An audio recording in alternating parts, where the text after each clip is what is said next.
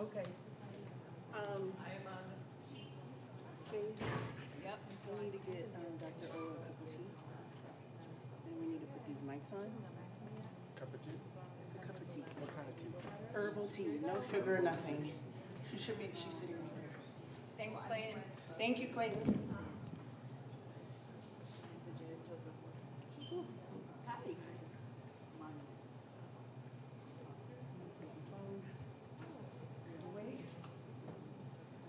It's after 9. I know. So. Yeah.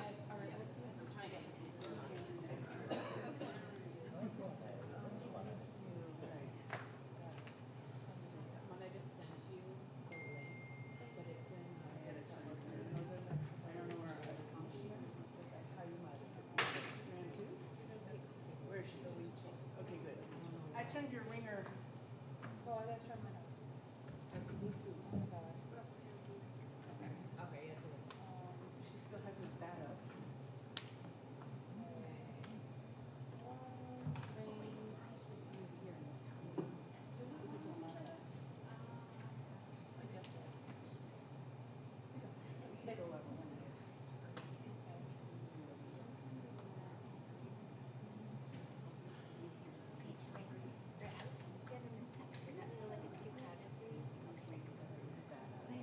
Yeah.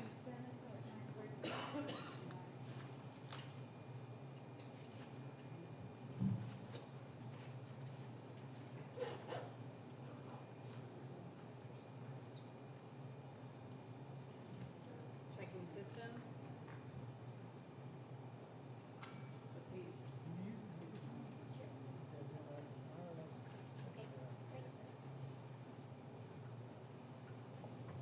Here.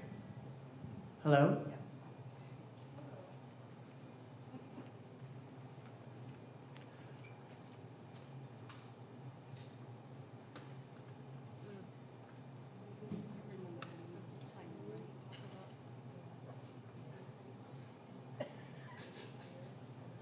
Giving 45 minutes.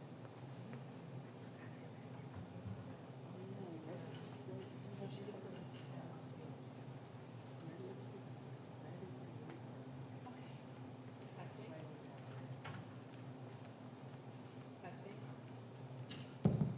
Testing. Testing?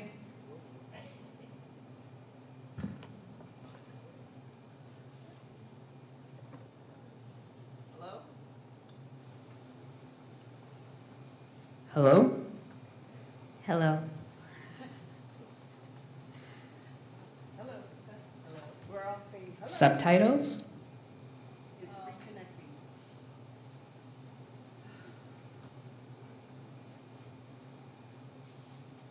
Isn't that how it is?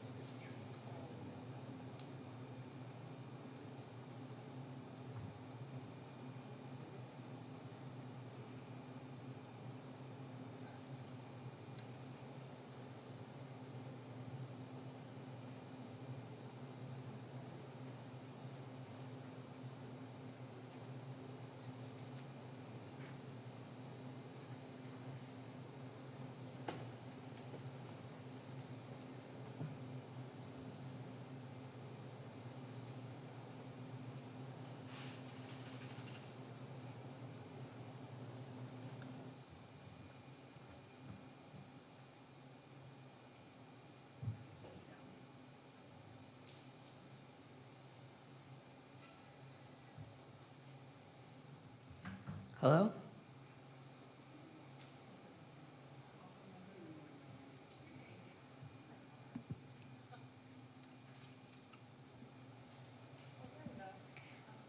Good morning, everybody. Thank you for being here. My name is M. This is my colleague and dear friend LaShanya. And we are going to start off today in the way that we started off the last truth-telling session. As you may have known or read or have the future opportunity to read, the Vermont Truth and Reconciliation Commission is committed to holding these stories with humility, empathy, and grace. And as witnesses to this process, we just wanted to share an opening commitment. And so I'm going to give you an opportunity to say, I commit or I'm committed. We will start back with you, and I'll just sort of point us around the room. And again, I commit or I am committed.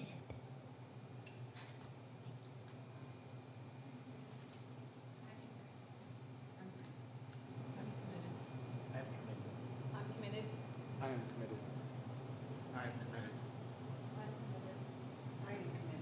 I am committed. I'm committed. I commit. Beautiful. Thank you all. And we'd also like just to start in a way that grounds us into where we are right now. As you can see, we're surrounded by beautiful woods behind us. And I just invite you at any time today, if there's moments that feel overwhelming, to find something beautiful to attune to. I see some apples on a tree out there. If it's helpful to count things or just being in your body. And so I'm going to start us off with a group hum to ground us all together and regulate us all together. So I'm going to start humming. I've never hummed into a microphone before. But I'm going to hum, and you all can join me, and we'll just take a few breaths of humming together.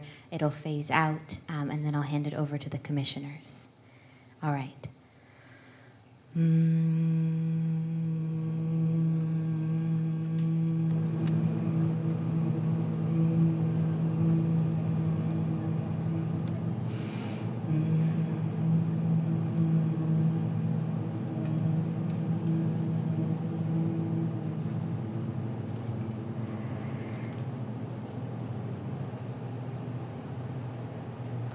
Okay, thank you.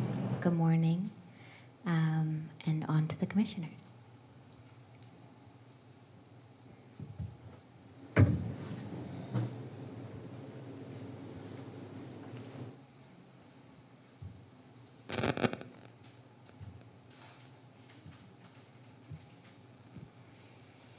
Thank you.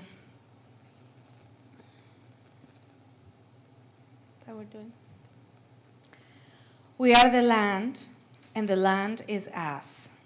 This land tells stories of the flowing Winooski rivers, of stones that remember, of green fields turning to red leaves, to mud, to beautiful white snow. But the land also holds the tears of children who were seen as less than human, children who were bullied and silenced in schools meant to nurture them and protect them. The tears of mothers who cried when they told they could no longer bear children because eugenics was once law in this place. The land beneath our feet remembers pain, but also resilience and love. Love for the rivers, the rocks, the grass, the cold. We gather here on Indakina, the ancestral land and unceded homeland of the Western Abenaki people, the first caretakers of this land. Despite colonizations, epidemics, dispossession, and erasure, the Abenaki remain, and their strength continues to shape this homeland. And we are here because our ancestors did not give up. Their courage, their prayers, their endurance flow through us still. We carry their grief, yes, but also their resilience, their vision, their insistence on life. So today, we honor the Abenaki people. We honor all indigenous people, and we honor all ancestors whose tears and resilience allow us to be here. Let this truth-telling be an offering to the land, to the ancestors, and to one another. May we hold each other with the same love that the land holds us.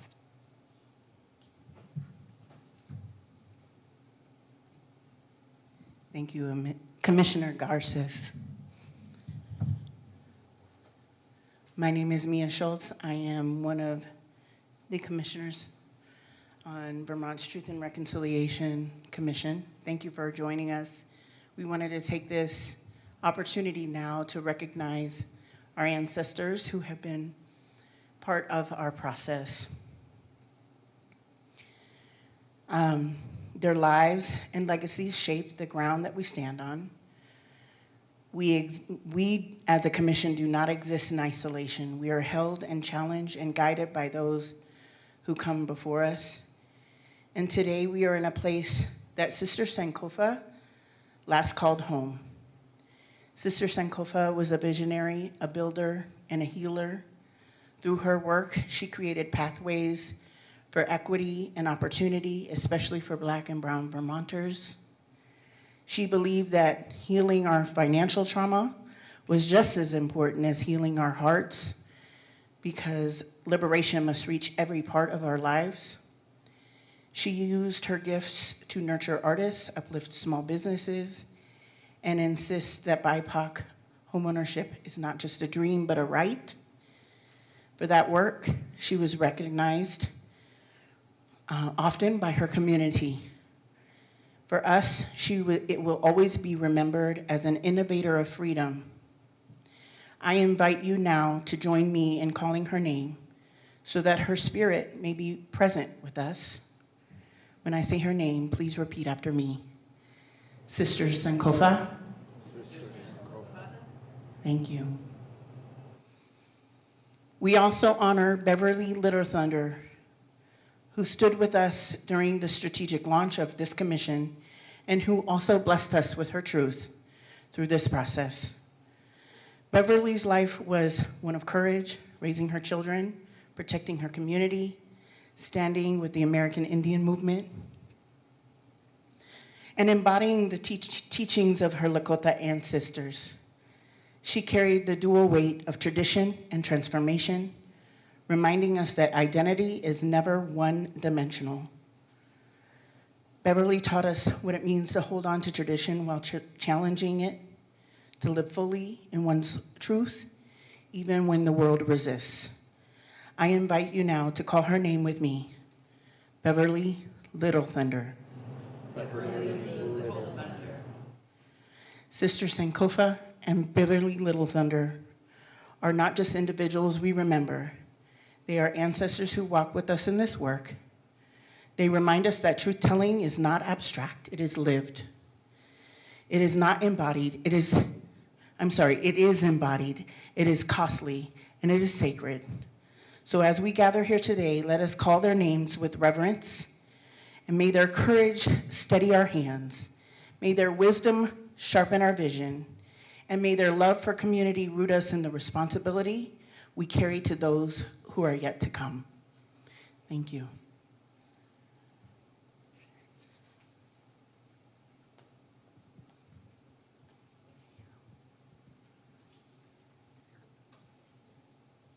Greetings, everyone. My name is Roderick Owens. I'll be the facilitator for today.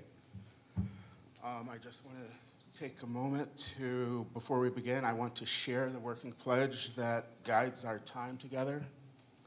As we explore complex and challenging topics such as race, disability, oppression, and discrimination. Oh, the accent, sorry. Let's try it again. As we explore complex and challenging topics such as race, disability, oppression, and discrimination, we collectively pledge to approach these discussions with a commitment to extend grace, humility, and empathy with each other. We recognize that we are all on both an individual and collective journey to dismantle oppression and discrimination from our culture and systems. Therefore, we pledge to cultivate dignity and respect, even in moments of disagreement and discomfort. We expect and we accept non-closure, and with that, we engage in courageous conversations with curiosity and an open mind. We dedicate ourselves to refrain from judgment, embrace active listening, and use I statements to foster open communication. In this space, we understand the Platinum Rule, where we pledge to abide by each other's unique preferences, therefore building better relationships and collaborations. We come into this with good intentions, but also recognize that even when we do not intend to do harm, there is an impact. We commit to prioritizing Act 128 communities and acknowledge that there is no such thing as a single issue struggle. Our lives are interconnected. We vow to treat each other, our stories, and our dreams and struggles with sacred care. We honor vulnerability. We embrace the spirit of co-creation. We affirm that we are the active agents of change, and we are committed to doing the work to create understanding amongst and with each other. The journey to collective liberation is filled with discomfort and painful truths, but the final destination is community where everyone can thrive together. This is a shared space grounded in the principles of this pledge.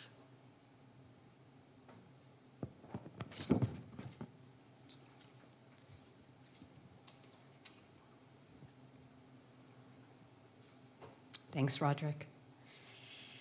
Welcome, everybody. My name is Faith Yakubian.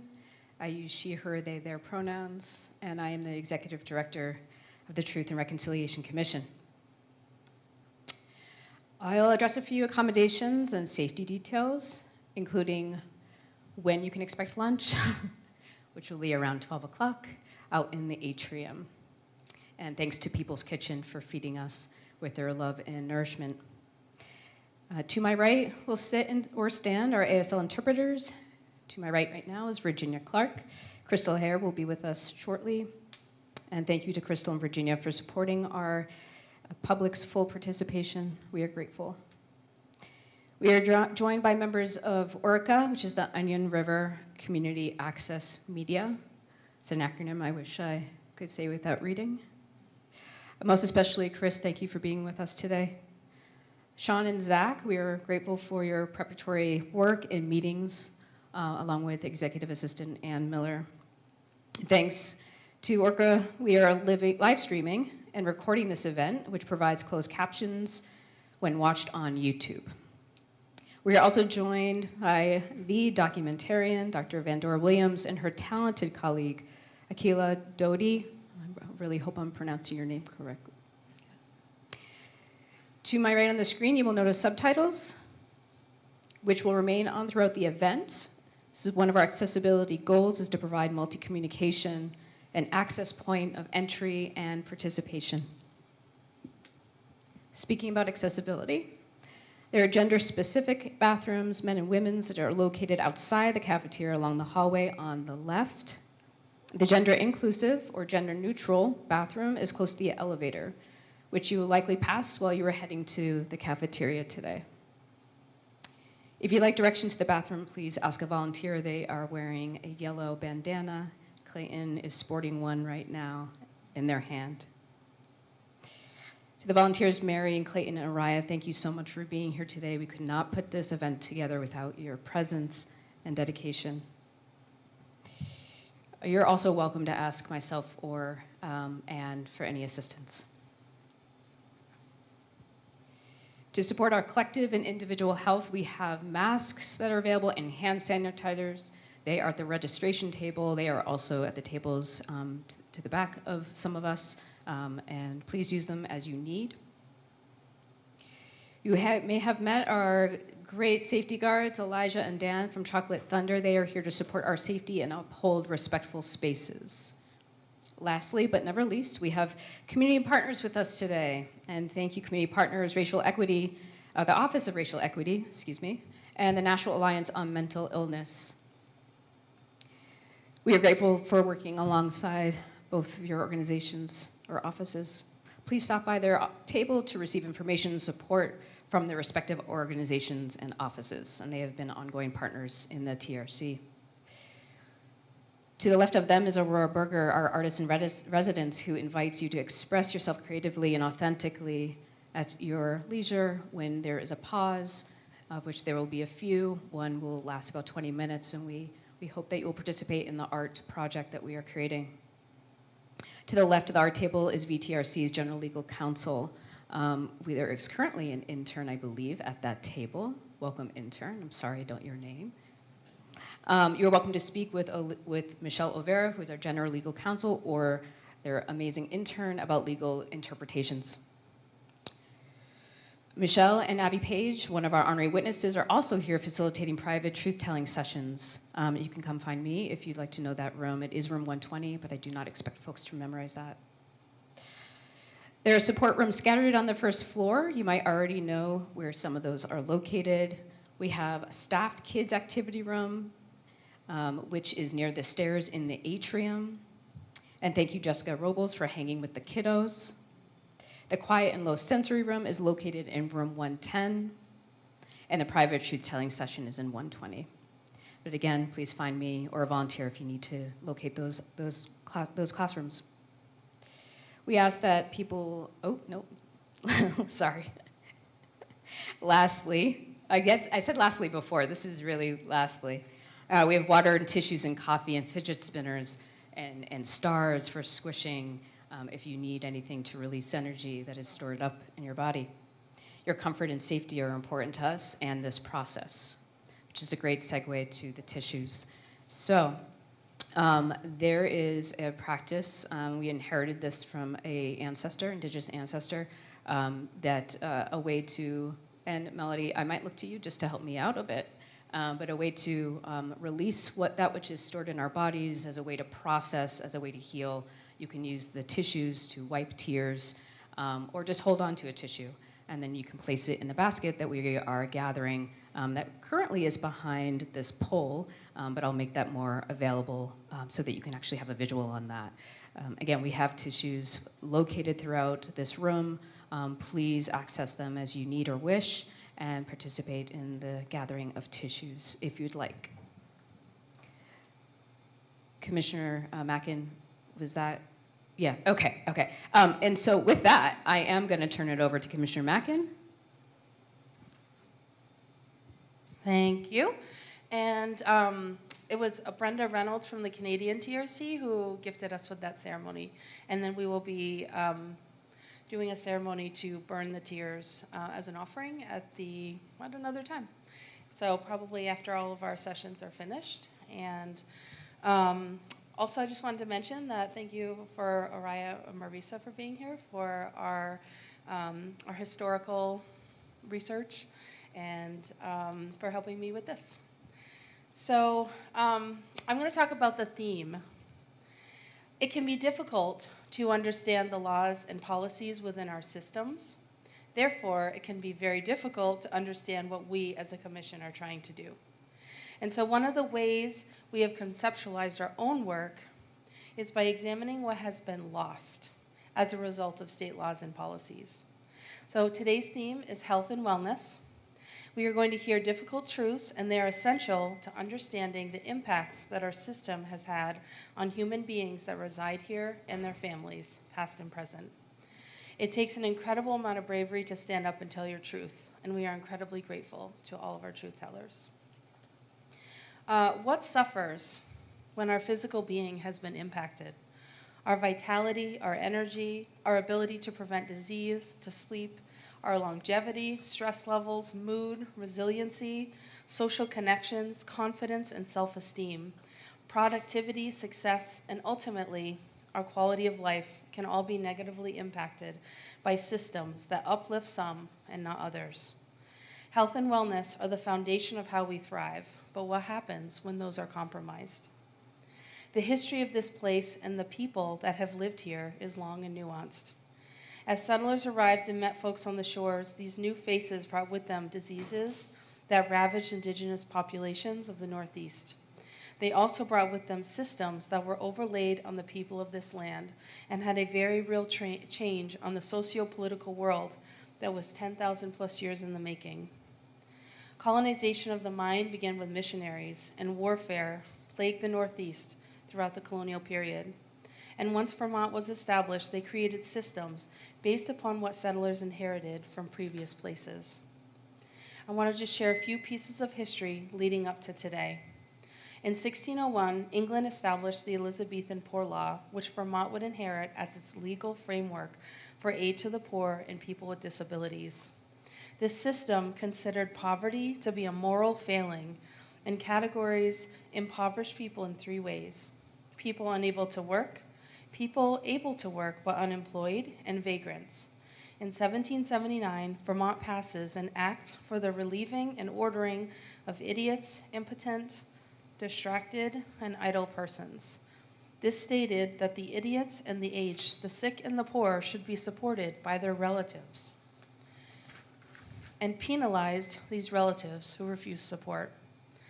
Through this act, selectmen had permission to put individuals without other means of support, while the overseer could be placed in complete charge over all affairs of the poor and his family. Autonomy and safety feature prominently into losses created by this law. This was the precedent set for the system set in place when Vermont joined the United States as the 14th state. Over time, Vermont would establish poorhouses, Vermont Asylum for the Insane, later called the Brattleboro Retreat, Vermont Reform School, later rebranded the Industrial School, followed by the Week School, the Austin Sanatorium, Vermont Sanatorium, State School for the Feeble-Minded, later rebranded Brandon, Children's Aid Society, Caverly Preventatorium, Eugenics Survey of Vermont, and other institutions. For some Vermonters, these places were established to help people, but for others that actually experienced them, these institutions led to abuse and negative impacts on health and wellness, especially in the poor and Act 128 communities. The Eugenics Survey is one of the more dark periods of Vermont's history. The culture here was ripe for the ideology that supported eugenics and the sterilization law. The Department of Public Welfare, which maintained the systems meant to manage certain populations, records one sterilization in 1905, long before the legalization in 1931, as described by Mercedes de Guardiola's book, Vermont for the Vermonters. By 1925, Henry Perkins forms the Eugenics Survey of Vermont and plans to use records from the Children's Aid Society and the State Social Service Exchange to create pedigrees of degeneracy to support a campaign for legalized sterilization. They begin the survey in 1926. The impacts of the survey and abuses within the state institutions have created intergenerational trauma for many families. In 1937, Vermont Industrial School is renamed the Weeks School in honor of John E. Weeks, who was involved in the Eugenics Survey of Vermont and the Vermont Commission on Country Life. Weeks eventually became governor. George Aiken sets a commission to investigate allegations of abuse at Weeks. They found severe overcrowding, allegations of severe corporal punishment, and use of long periods of solitary confinement as punishment. Fast forward to 1986, when the Vermont State Hospital is decertified by the federal government because of poor care.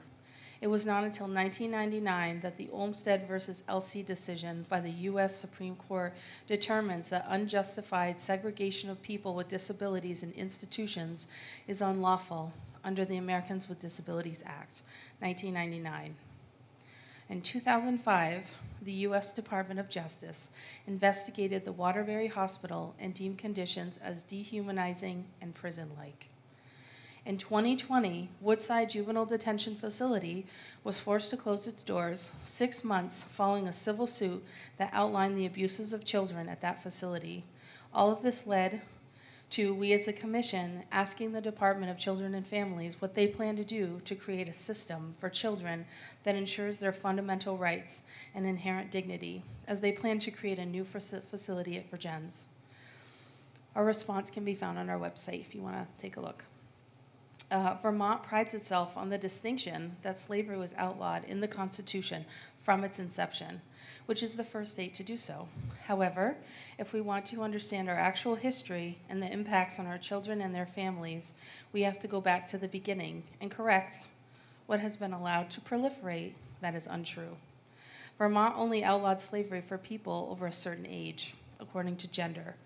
Indentured servitude for children was not outlawed until 2022. With such a foundation, the history of our institutions and systems that impact health and wellness should not really be that surprising. There have been measures along the way to shape better systems, but we are here today to hear truths from those still impacted, and we can do better. How can we create a new foundation on which we are all supported that allows all people to seek wellness and uplifts their human dignity? Thank you.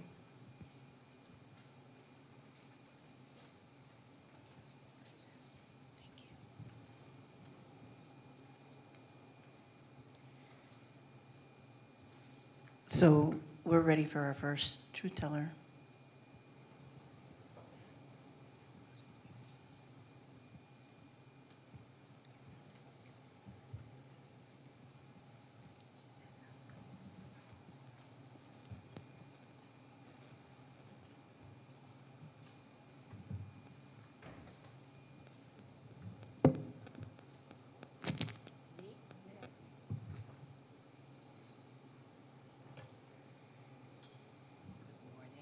Good morning, good morning, good morning.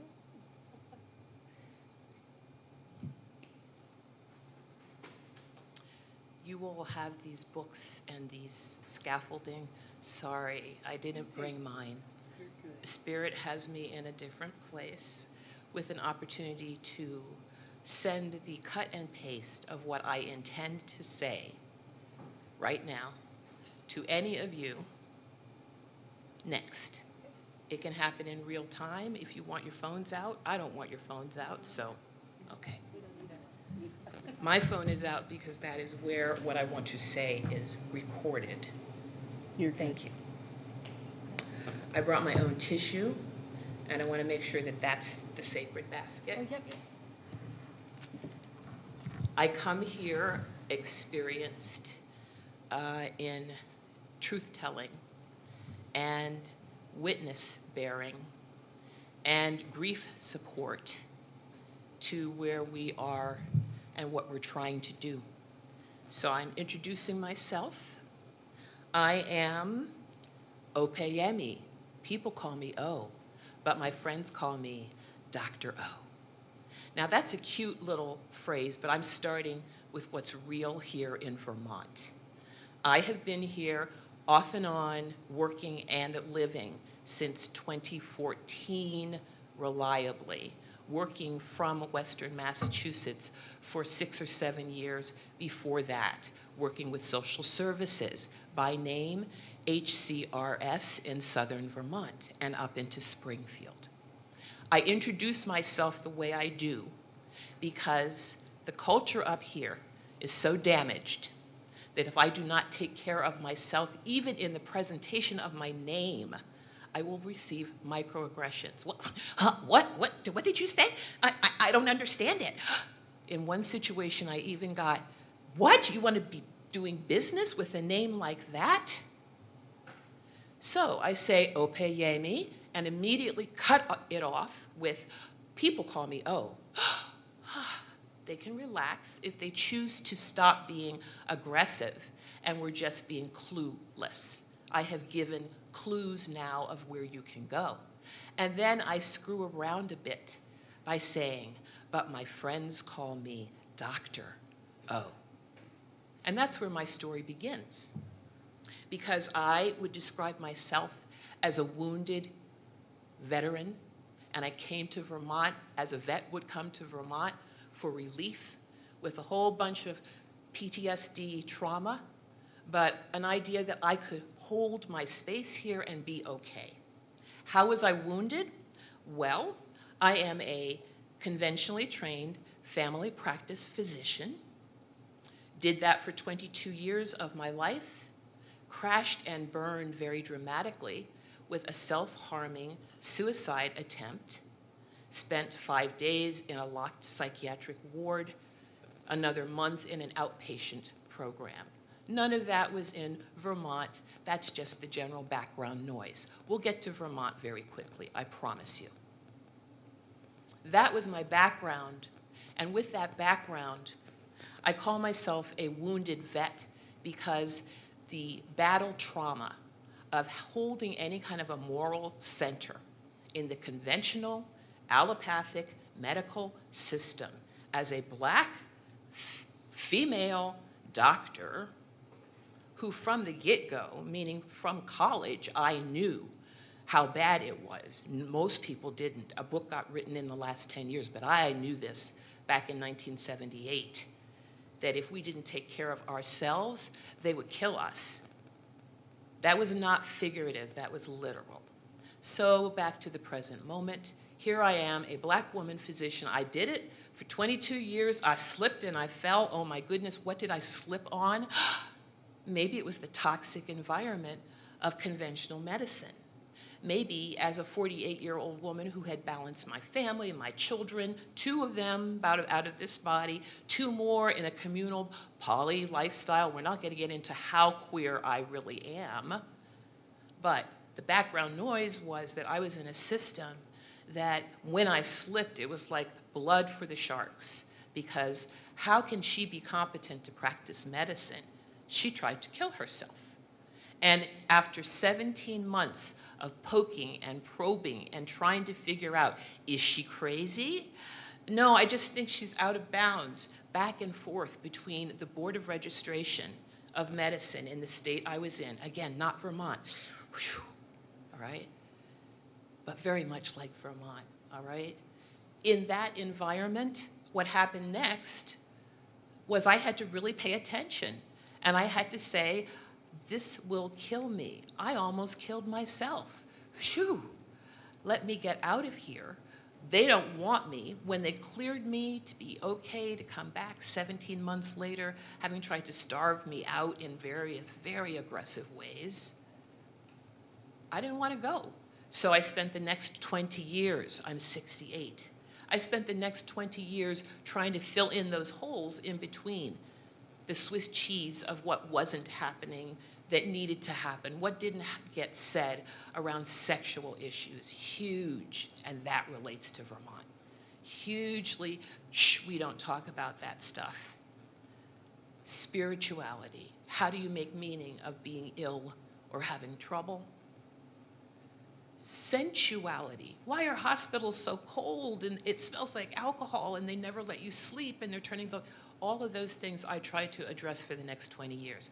That's what brought me into peer support for mental health issues, all right? Like war veterans who have to live with the moral injury of having injured others, as I said, triple peer.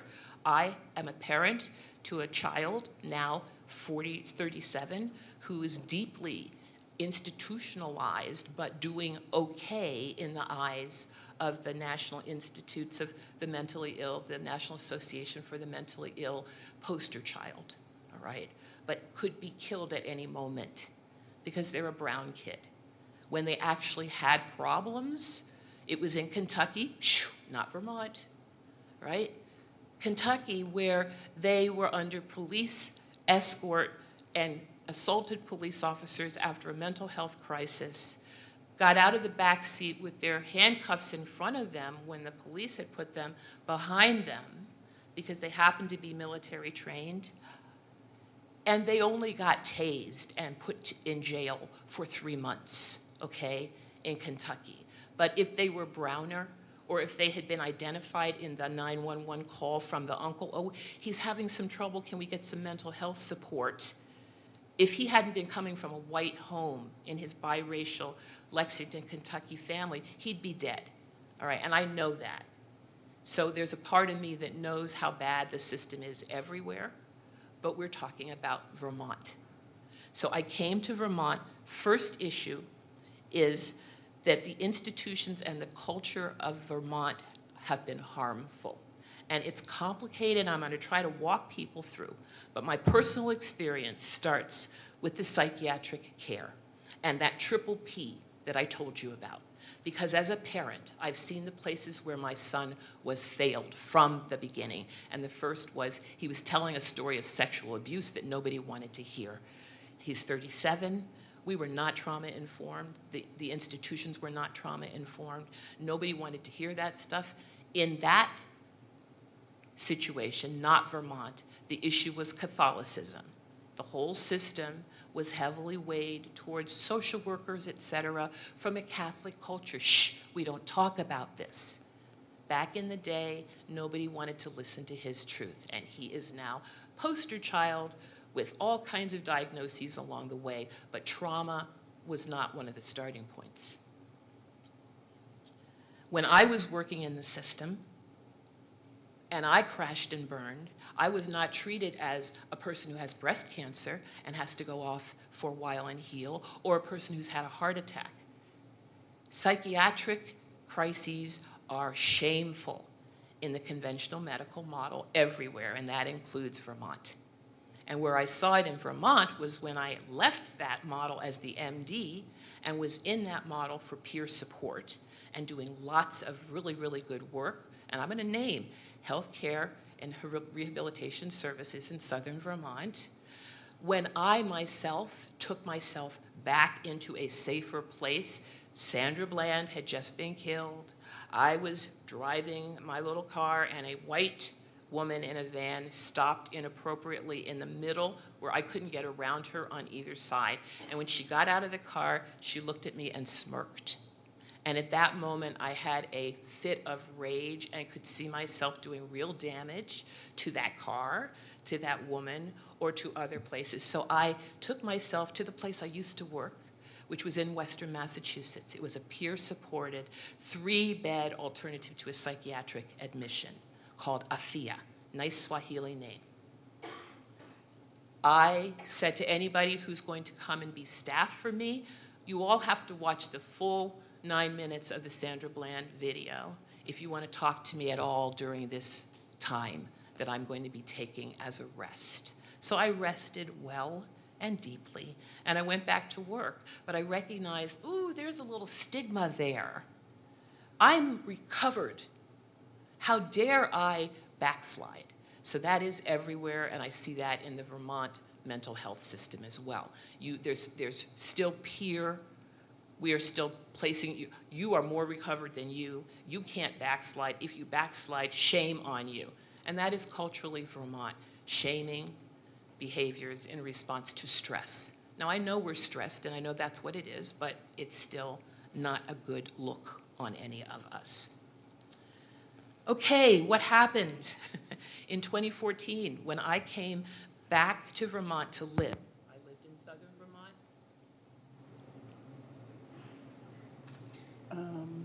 Here, just give her this one.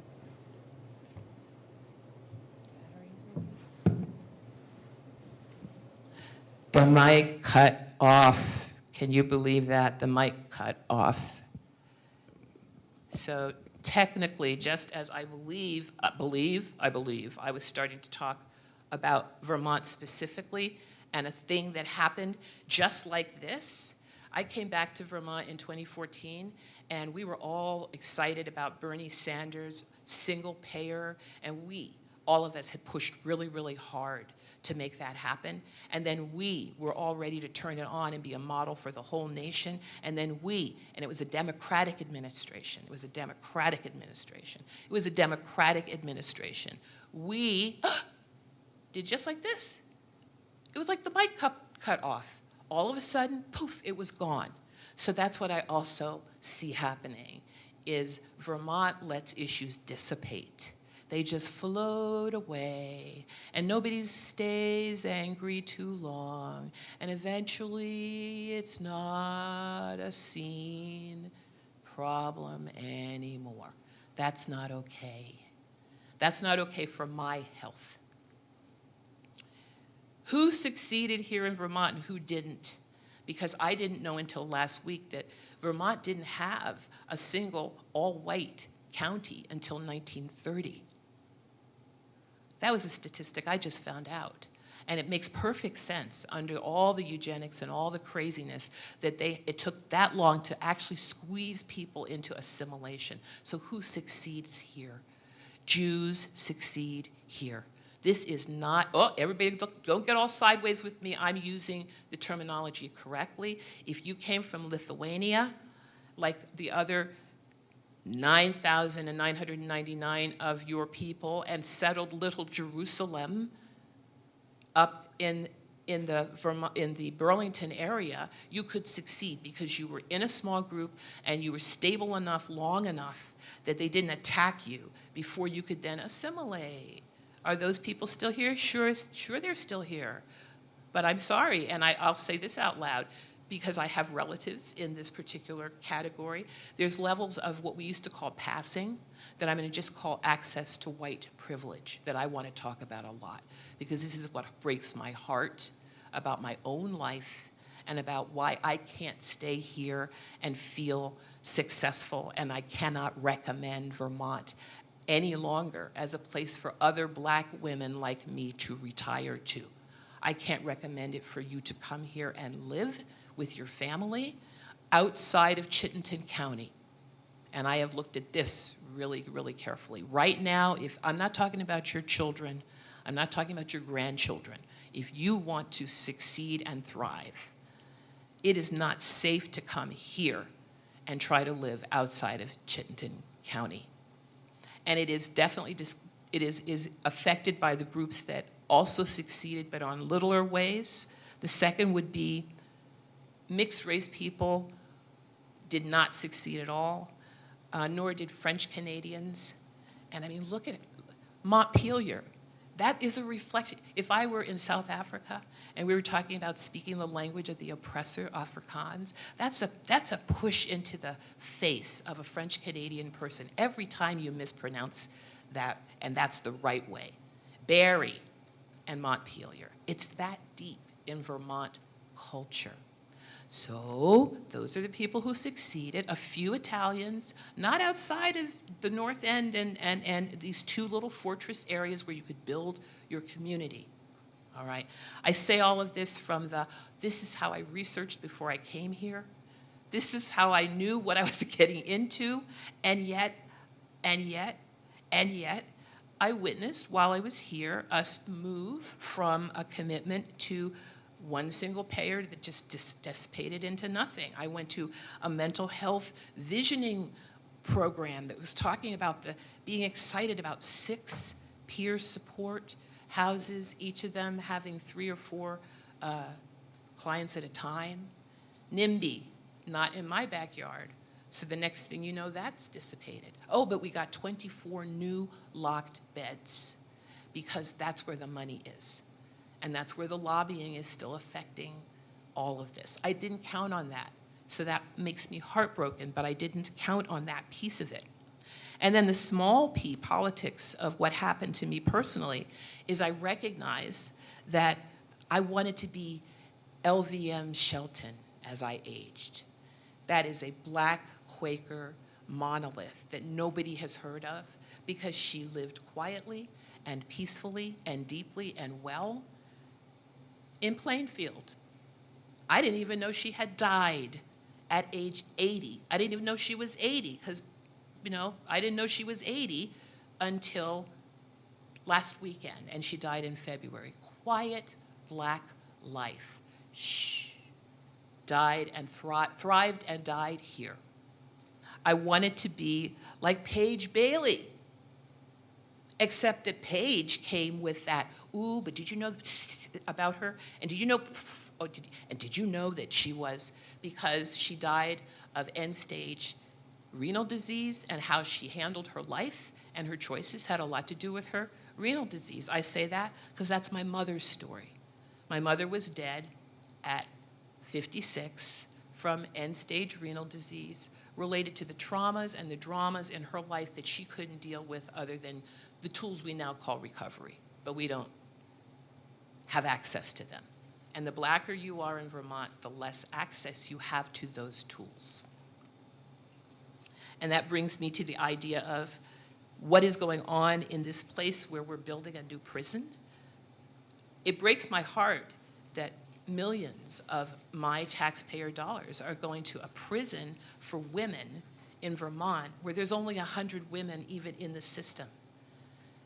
And that is personal for me because I was a medical director at a state prison for women. So I came here to retire, and I came here to settle, and I came here with an expectation that I would have a nice, easy life. So the first thing I found out was that Home Share Vermont can't hold people of color. Why?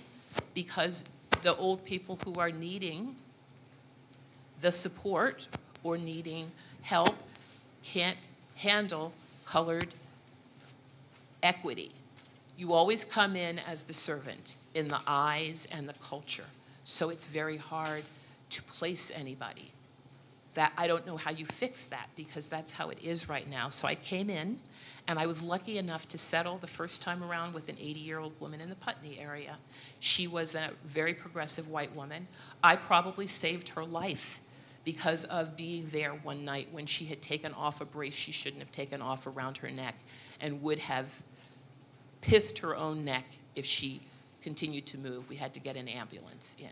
So there's this great potential, and I'm heartbroken that that's not available. I left the Burlington area where I shared short-term housing in 2000 and, oh goodness, when I first came here, 2018, here being central Vermont, or Vermont to retire, on a fixed income. I settled in the Burlington area, but I couldn't stay because of the F-35s. And everybody else considers that a little thing, or you'll get used to it. I don't even want to try to describe the sound, but it rattles the walls. And even when I go to visit, it is a challenge. I also have been meditating a lot on the inequities of what happened when I had to leave a housing situation that I thought was ideal. 10 acres in Montpelier, in a bohemian community of people where 6 lived on the premises. Problems got bigger and worse and needed mediation, and it was the fact that the mediator wasn't adequate to the task that I bring to the commission. And I brought my own support, just like you would have a seconds in a duel, and that's the second piece. I don't want it adversarial, I want mediation. But my second also agreed, look at the body language just happened on this Zoom conversation. They have just turned off and can't hear anything more of what you want to say. So let's now talk about negotiations. The negotiations left me homeless for 7 months, but in the grace of how Vermont does sometimes work well for people who are low income, and I was low income, I got public housing with the Montpelier Housing Association. That is another place where at this moment in time, the problem and the harm that I have had with them has to do with the institutional nature of what is expected of a person who's low income, what is your right as a tenant or not. It turns out, as I have gone down the road to investigate several instances of overt racism in my housing situation, I find that there is no tenant advocate anymore. It dissipated somewhere from the beginning of COVID to now. I don't have time to be the advocate to make that happen again. I need those services.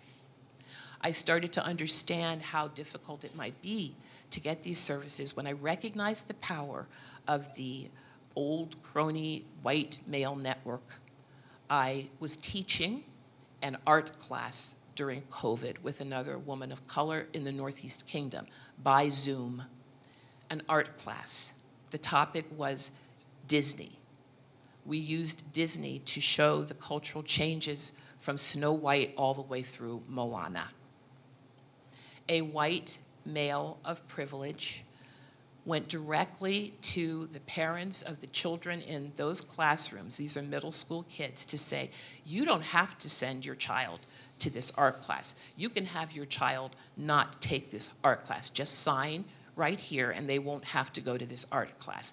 These two people aren't qualified or competent to teach the subject. So I want you to hear the double whammy. The double whammy. I'm an MD. This is an art class on Disney. The other person involved has a master's degree.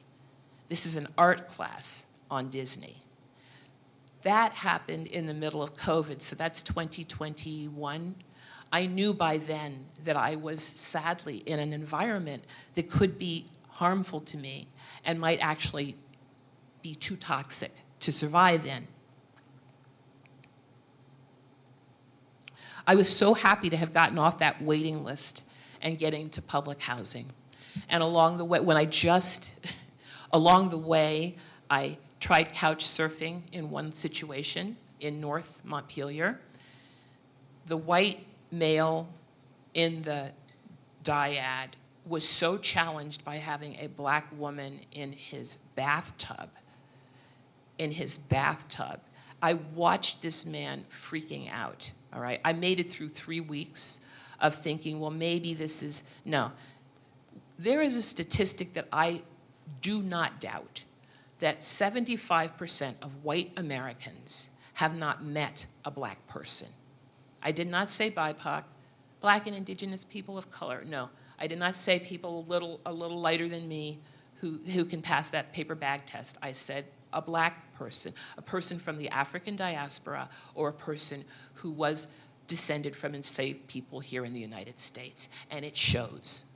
And it shows badly here in Vermont on the social programs and the support networks and how easily Vermont is getting away with not having the cultural competency in the first place for much of anything outside of what that group, the Italian Americans maybe a little bit, Jewish Americans maybe a little bit, but the rest of us, no, not so much. I want everybody to just take a breath. Whew.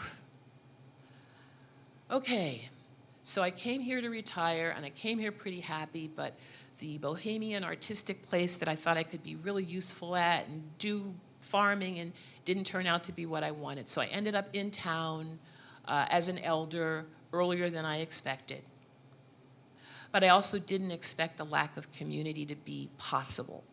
So I've witnessed people harmed by name, no, I'm not going to name, but by description, someone not get the social services they needed for the various ways they needed to recover from various substances and challenges. And there's a shame element, and there's also a shame on you element. And I want to speak to the shame on you element. The same people who are put on pedestals and we're told how wonderful they are gossiped about in our communities. And there's a specific kind of gossip that comes from a specific kind of individual, and we're naming that right now as being Karens, all right? But it means white women putting their noses in the business of people who look like me. And I just experienced in my housing authority an episode with my brother, who's 2 years younger than me. So we're talking a 66-year-old man I witnessed be harmed by a white woman on the staff, question him repeatedly after hours at 5:30 about why he was standing where he was. All right. He was waiting for me to come and pick him up. He lives in Plainfield.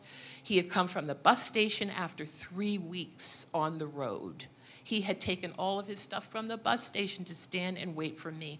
And this person not only questioned him, but when he told her, I'm waiting for my sister. Who is your sister? She doesn't live here. Walked away. Came back. Obviously, I think they're talking about this woman. Came back, and as that's happening, I'm arriving. So all I got was the end of this as far as what I saw. But what I saw was my brother turn to the car looking terrified. Terrified.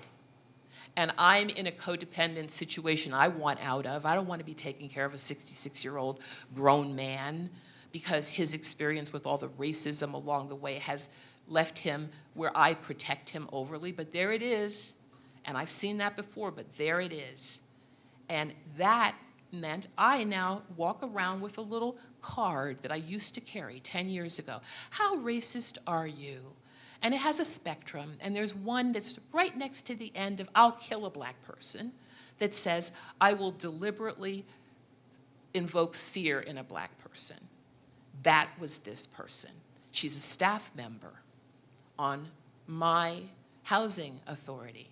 And I believe she knew what she did because she didn't show up for work the next day when I was in a position to do my angry black woman thing, which would have been inappropriate. So Spirit takes care of me because I now recognize the places where this is hopeless for me. It's not hopeless for the system, but that person needs, at best, training in trauma. And at worst, could somebody call her on her racism? No, no, no, no, no. Even with that scale, there'll be denial. Even with that scale, there's hands over the ears. Even at that scale. So I want to speak about what I've experienced over 65, because Medicare comes into play, and you stop having Medicaid. So in some respects, Medicaid is better here in Vermont than the federal programs. When I have fractured my teeth, because that's one of my coping strategies, is to grind my teeth. And as a younger person, I got 2 crowns on this side and a tooth removed, and I have 2 more that need to come out now. But when I went to price it out, mine would cost me, my brother's Medicaid, $6 to remove his tooth as far as his copay. Mine, Medicare, $600 per tooth. Okay. I understood that Medicare was a sham, that I'd been waiting for the closest thing to socialized medicine we've got. That's what Bernie Sanders was always telling us. Now they call it Medicaid, Medicare for all. And it excludes, carefully excludes, the very things you start to need as you age. It doesn't cover any replacement joints. It doesn't cover much on your eyes, doesn't cover hardly anything on your ears. That would be Vermont helping with covering hearing aids, but the feds weren't covering anything for your ears. And your teeth, it's off the charts because you can't get dental insurance that you can afford, and you can't get dental work. So that is a mess right here. I'm not going to grind my teeth until I have none left.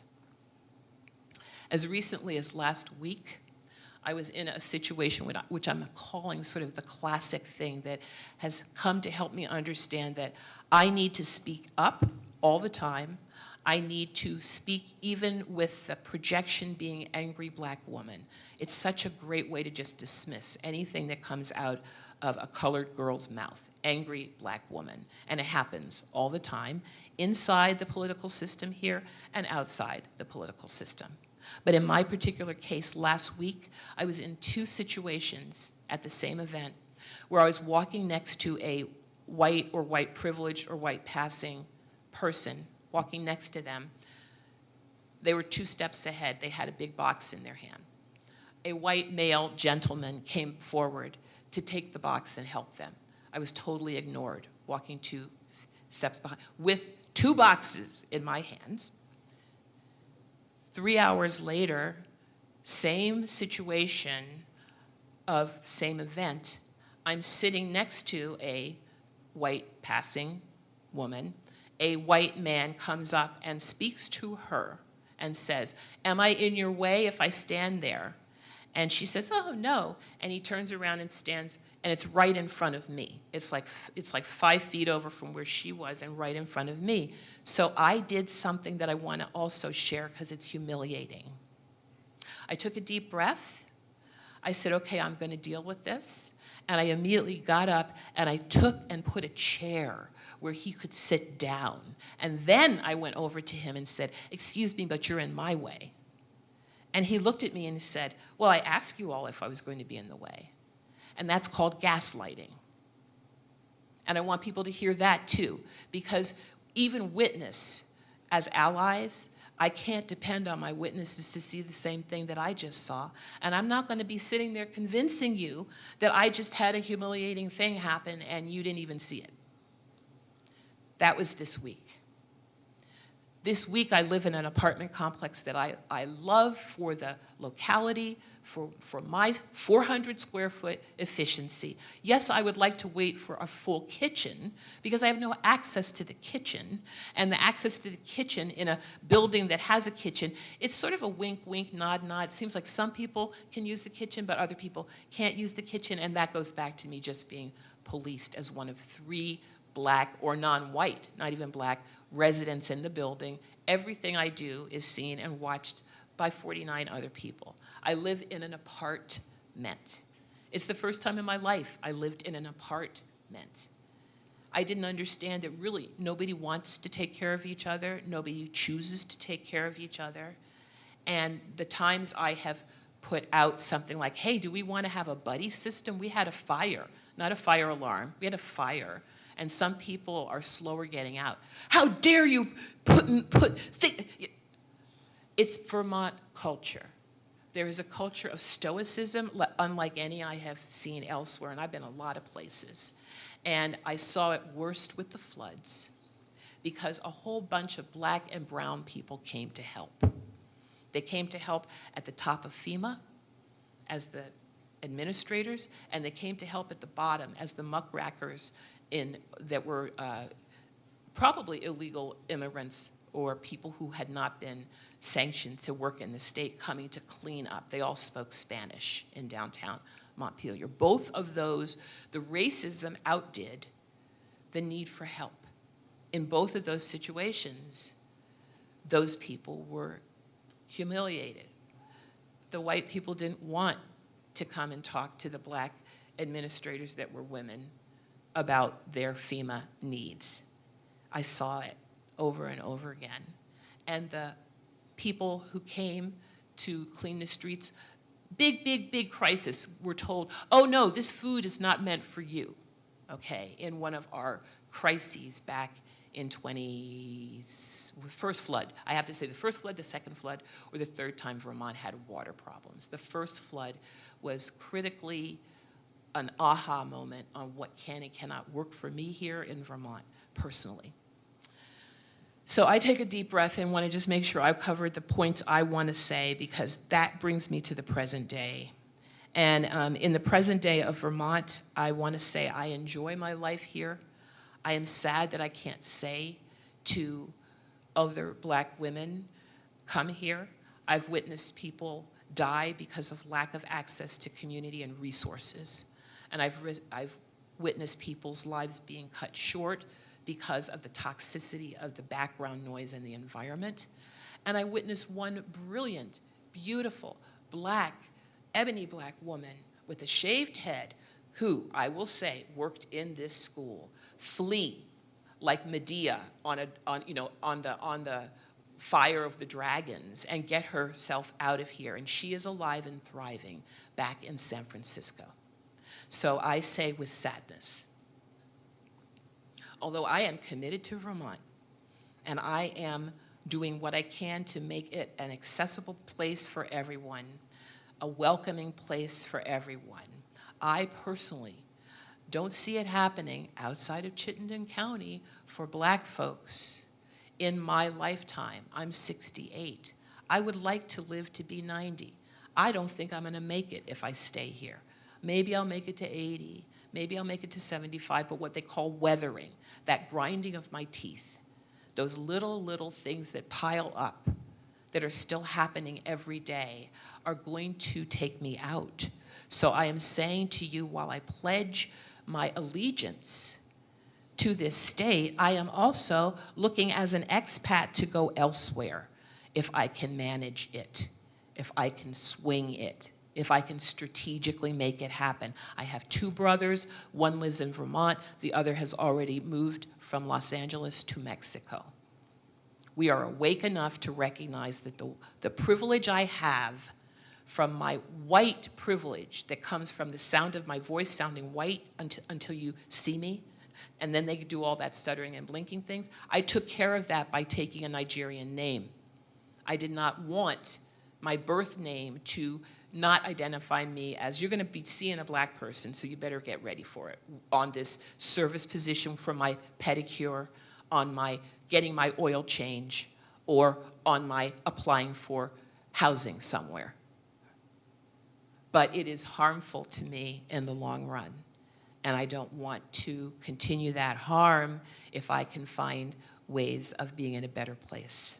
So I have my trip to Panama for a week to snowbird extensively if I can, and strategize how to go there permanently. But the very country that's been paying me that passive stream of income that I earned from all that work is threatening it right now. So I don't know if I can afford to leave.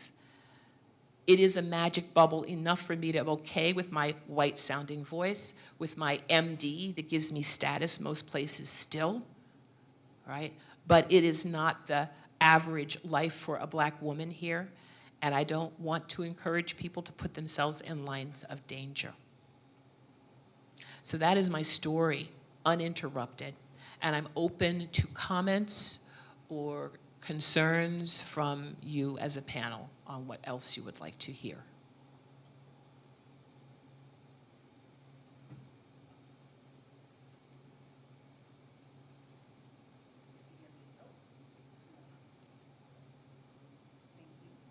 Still not on. Testing. There we go.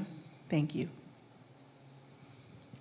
We always ask all of our truth tellers what they would recommend for change so that we can hopefully add this to a report at the end with recommendations. So we want to hear from you about anything that we could potentially recommend to our legislature for change.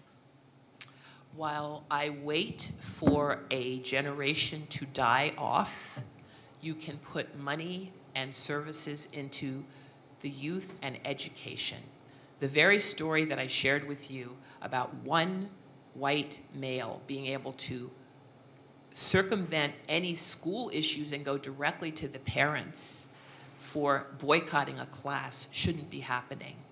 And the fact that 75% of the state that are white don't know enough about other cultures like mine, and apparently don't have an interest or are being described as not having an interest, needs to be addressed. That's health and wellness right there at its core.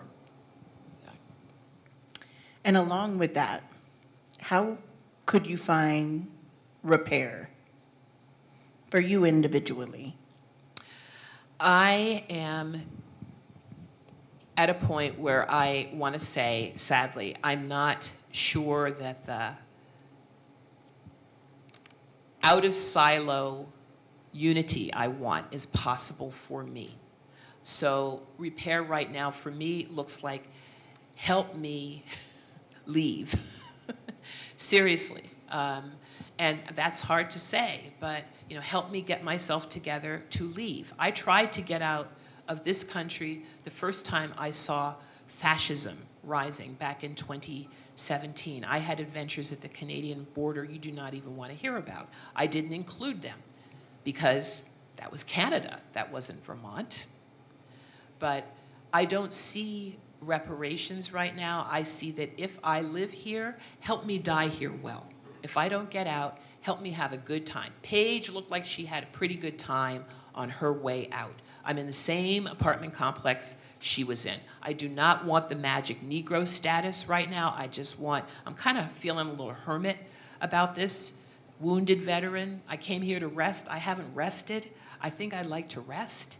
Right at a time where they're looking at my Social Security becoming insecure. So just keep asking me that question as I'm here. How can we be of help? You got me a dandelion cup of tea early this morning. How perfect was that? Dandelion. Of all the herbal flavors that were available, it was a cup of tea to offer courage and strength and resiliency. So, thank you for asking. Keep asking.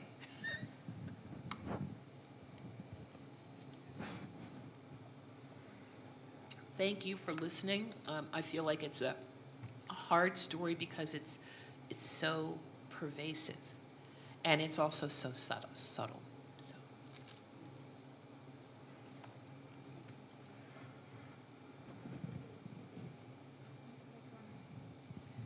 We're going to take a 5-minute break before our next truth teller.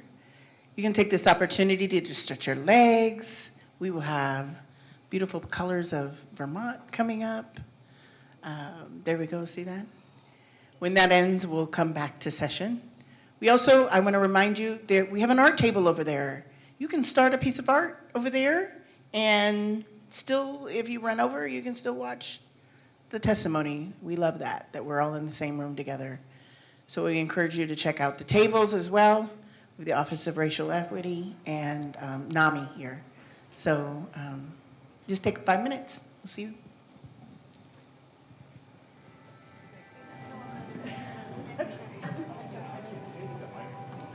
Okay, thank you. No, it's all right.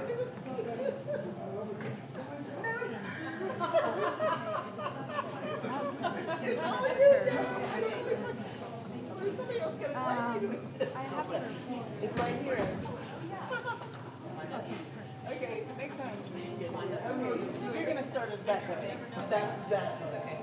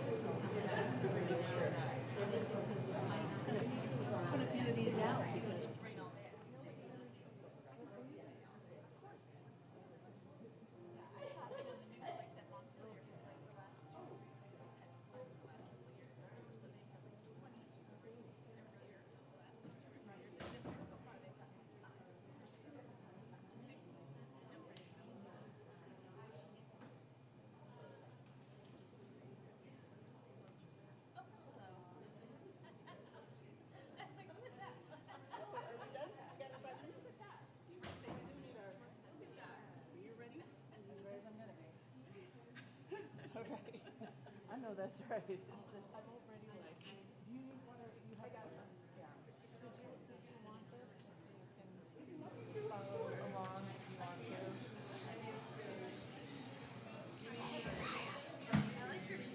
Wow. Those are so fun.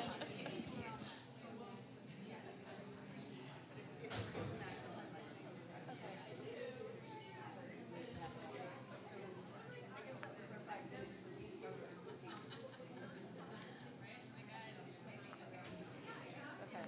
I don't know if I'll be as eloquent as Dr. O, but. Yeah.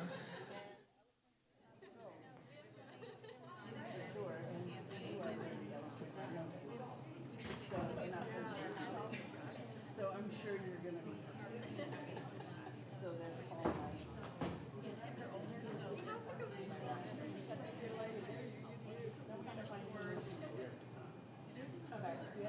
I was told I need to stall. Oh, what is that? Who told you that?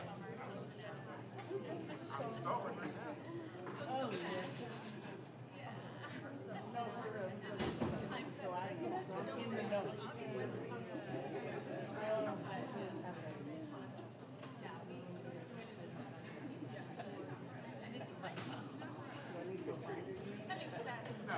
She got it on the show.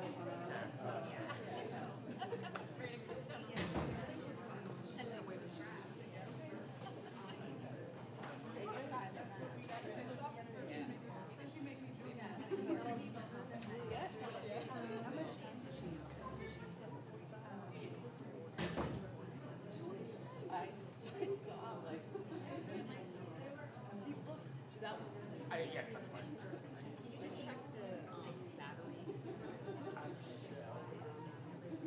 I just want to make sure your battery's okay. It'll have these like levels on it. It's full.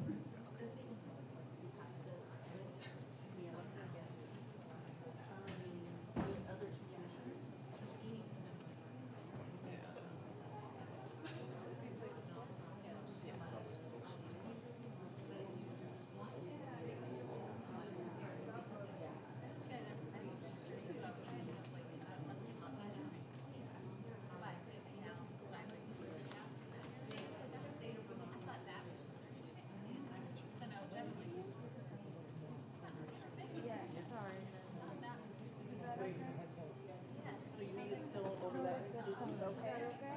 Okay.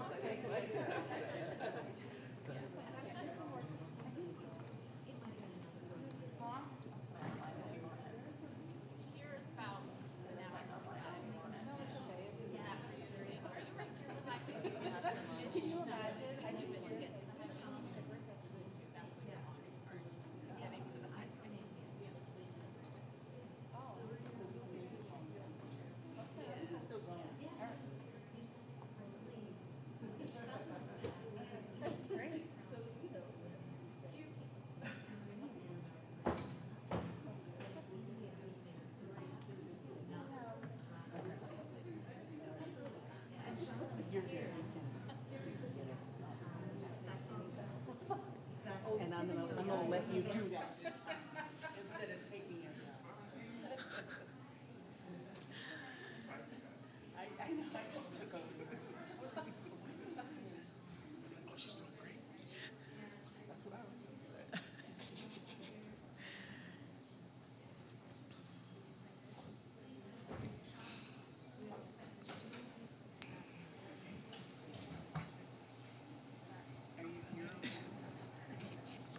I said, I was like, if it's me and Lucia, yes. Normally I'd be like, no. Do not touch me.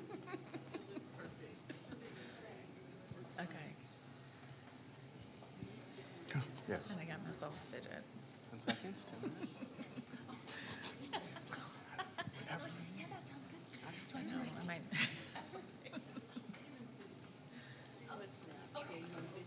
I got one.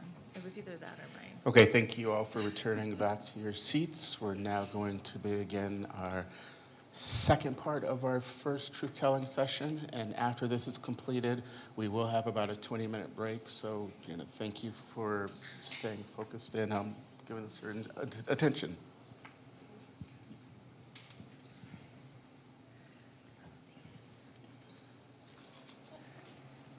Okay, should I go ahead and get started?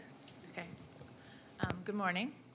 I'm Natasha Eckhart, and I'm just going to warn you now, I've already gotten emotional a couple times this morning, so I'll do my best to keep it contained.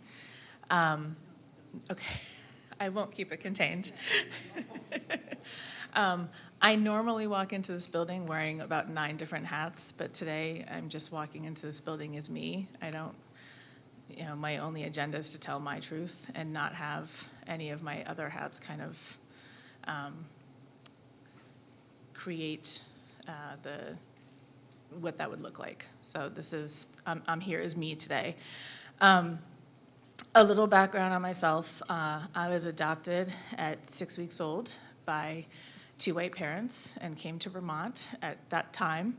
So I was raised in Vermont my whole life. Grew up in the tiny town of Worcester, about 900 people. I think it still only has about 900 people.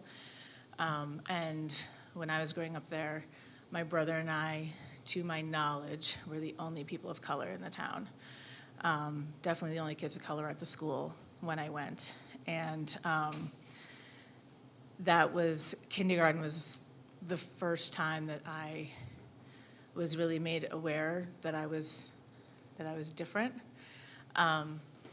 I was approached on the playground by a kid who told me to go back where I came from. And I went home and I was like, Dad, this kid told me to go back where I came from. Like, why does he want me to go back to Florida? Because I knew I was adopted and I knew I was from Florida. And my dad had to have a conversation with a 4-year-old about that's not what they meant. They meant that you should go back to Africa. And I was like, why would I go back there? I've never been to Africa. Like, that's ridiculous. And he had to have a conversation with me that there were people who were going to look at me and think that I didn't belong because I looked different than they did. And him and my mom always did an amazing job of empowering me to be exactly who I'm supposed to be. But we're doing that within the context of an all-white town in an all-white state. And so even with their best of abilities, I spent most of my childhood and teenage years figuring out how to just assimilate and fit in. And I was lucky because I was much darker as a kid than I am now, but because I was biracial, I was still light enough, I think, for people to not see my color and just pretend that my blackness didn't exist. And so I grew up in a space just not even really being very aware that I was biracial, but it wasn't really a part of my identity. As an adult, I very much identify as a queer black woman, but as a kid, I just identified as me, and my blackness was not really a part of that. And when I came to high school, I went here to U32, and I had a great experience here. I was an athlete. I was editor of the yearbook. I was part of Stage 32. I was a very successful student. And I was able to do all those things because I assimilated. And again, wasn't really made aware, or my blackness didn't really come about until we were learning very briefly about different parts of our history that impacted Black people. So when we were talking about slavery or talking about the Civil Rights Unit, then I became the token kid that was asked to talk about what it was like. And I remember during the Civil Rights Movement, I was like, well, as a Black kid raised by white parents in the whitest state of Vermont, after the Civil Rights Movement ended, let me tell you what it was like to be Black in the South. Like, just so they could understand how ridiculous it was for them to expect me to be the mouthpiece for the Black experience. And the only time I ever saw myself in my education was reading Roots, or The Color Purple, or Huckleberry Finn, and Black people were always victims or oppressed, and we were always having to overcome something. It was never a celebration of what Blackness could be. So it was, and it was always really brief. You know, we had like 2 paragraphs in the textbook about Martin Luther King's "I Have a Dream" speech, right? So I kind of spent my whole childhood and teenage years in the education system really kind of seeing myself erased. Or not, if not erased, at the very least, not even a footnote. And my parents, again, tried very hard to continually make me aware and provide experiences for me to have an understanding of Black culture. But when you're living that by yourself, it's all very secondary. It doesn't feel real. And I remember when I came to U32, I was one of 5 Black kids out of 900. And it was assumed that we were all related, even though we all had different last names. And one of my best friends, who was also a biracial girl, different last name, lived in a different town. Everybody thought we were sisters.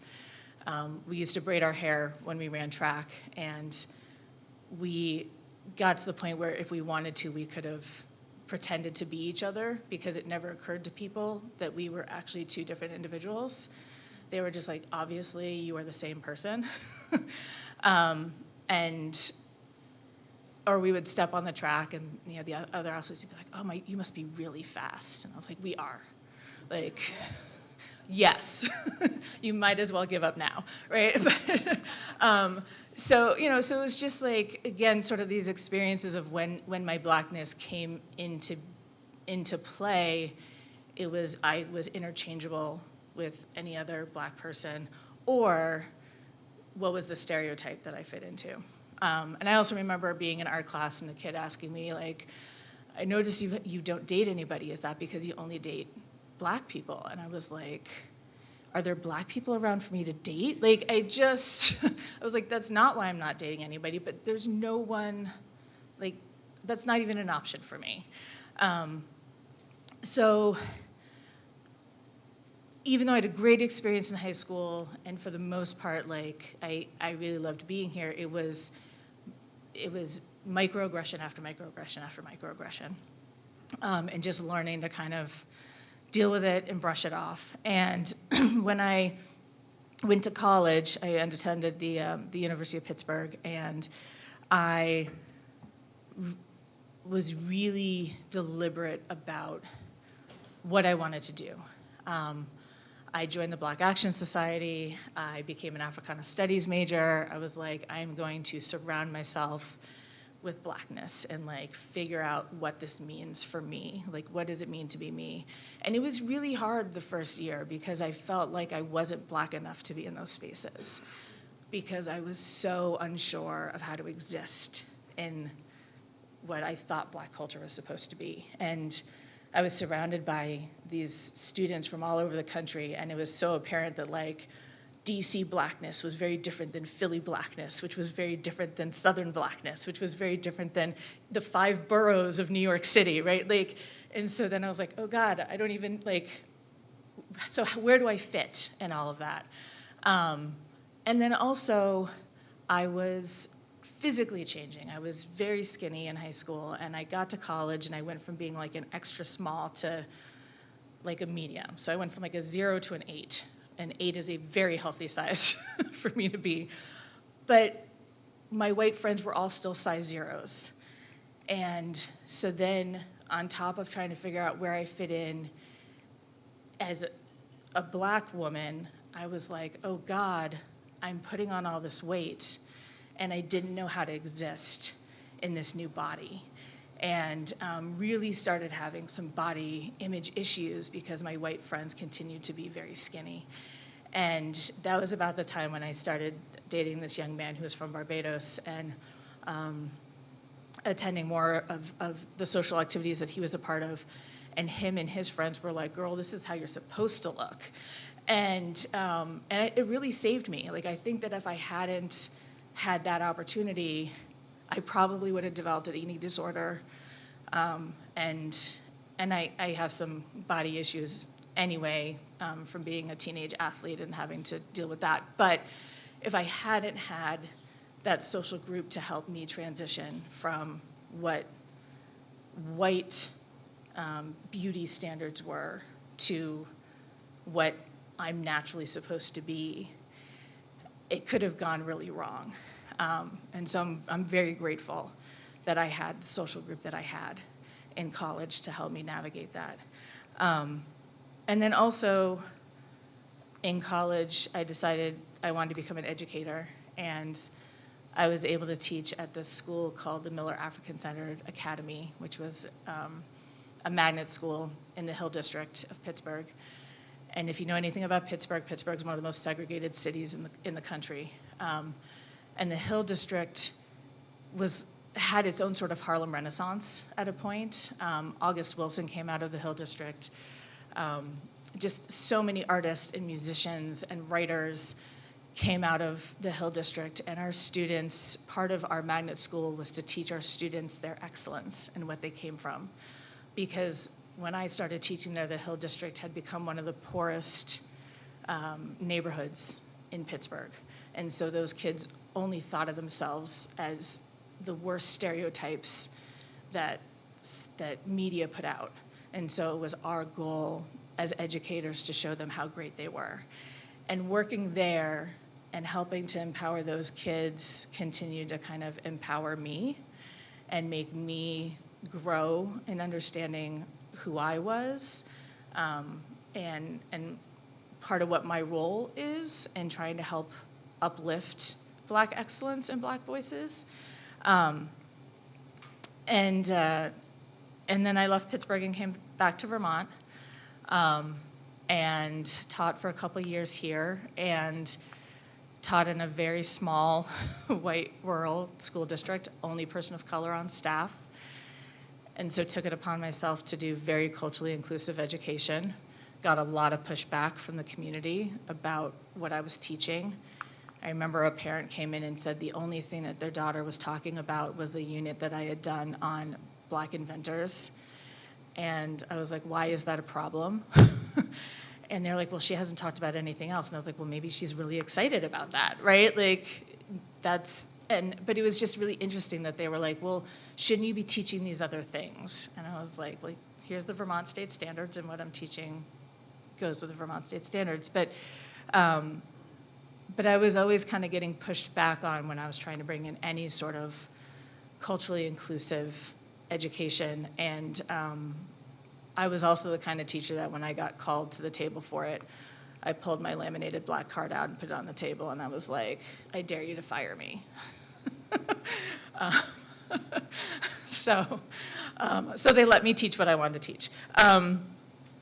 But it just made it so apparent to me as an adult that what I had experienced as a kid all those years later hadn't changed. And so then I left teaching, went into union work, left Vermont. I was in Baltimore for 10 years, where I was raising my kids. I was in Baltimore during Obama's 2 terms. I was able to attend his first inauguration, and I was pregnant with my daughter at the time. And I remember standing there listening to him and thinking, my daughter's going to be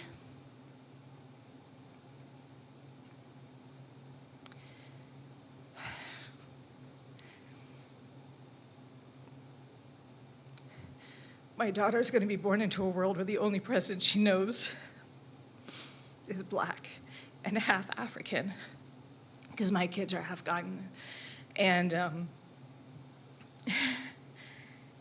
And as a kid, it never occurred to me that I could be president. And when Hillary started running for president, my daughter was like, but I wanted to be the first female president. I was like, well, maybe you can be the first female Black president. She was like, yes, right?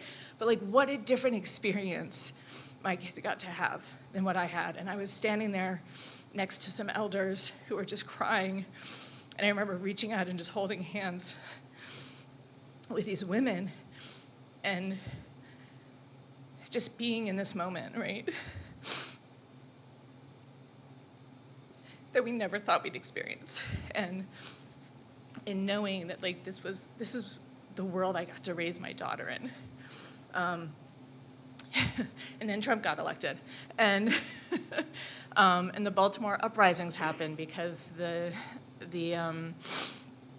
hearing happened for the Freddie Gray murders, and the police were acquitted, and Baltimore burned, and the national coverage of the city of Baltimore was buildings on fire and people going in and taking items out of the Mandawan Mall, and that's all that the national media focused on.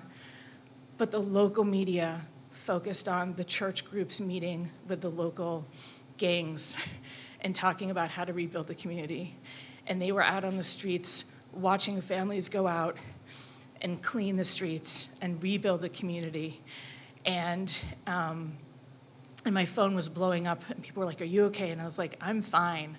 You know, I'm fine." And I was like, you know, this isn't just about Freddie Gray. This is about people who have lived in crumbling houses with lead paint and unsafe drinking water, and their kids are going to some of the worst public school systems, and they have limited access to health care, and they have police systems that are not coming to them when they need help, but over-policing them when they don't, right? And this isn't just about the murder of Freddie Gray. This is about a city that has been systematically beaten down, and none of that is being portrayed in the media. That conversation's not happening, but it was happening at home, and it was happening with my kids. And the day after Trump got elected, we got a text message from our superintendent telling us that schools across the district had hate graffiti spray painted on them overnight, and that the crews were out doing their best to clean the buildings off before the kids showed up. I mean, the election was finalized at 2 a.m. in the morning, and at 7 o'clock I was getting a text message saying there were hate symbols on the schools. And, you know, so as a parent I was like, do I send my kid to school? Is it safe for me to send my kids to school? And very shortly after that, I was like, I can't raise my kids here. I'm gonna bring them back to Vermont. Vermont's a safe place for us to be. You know, it felt safe for me when I was growing up there. And I brought my kids back and very quickly realized that Vermont was just as unsafe as living outside of Baltimore, just in different ways. And as where Baltimore, like, punched you in the face, Vermont is just death by 1,000 paper cuts. You know, it's just constant microaggressions over and over and over again. And microaggressions are disguised as performative progressiveness, right? And performative liberalism. And I was joking with somebody earlier that I say to people, I'm from Vermont and we're progressive, just ask us, right? Like, and we say all the right things, but we're not actually doing anything about it. And so when I came back, I thought to myself, how do I create a space where my kids can experience Vermont the way I experienced it growing up? Because even though I assimilated, I love Vermont. Like, I am a Vermonter. I love this state. It's my home. I came back here when I needed to recenter. It's my safe space. And even though I grew up in a very white community, it's my community, you know?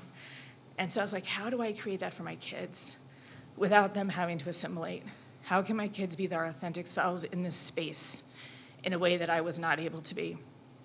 And so I started really trying to work with the school systems and change what schooling looked like. And I went back into the school and taught and realized that, again, I was still the only token person of color in the district. And I was still the only person that was available to be the reference for everybody else about equity and diversity and all the things. And please teach us, but don't teach us in a way that's going to make us uncomfortable or feel guilty or bad about ourselves.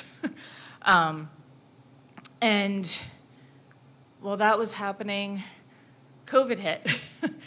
And I was quarantined with my kids. And while we were quarantined, the way that we interacted with the world was through devices, right? And social media. And social media was inundated by images of Black people being murdered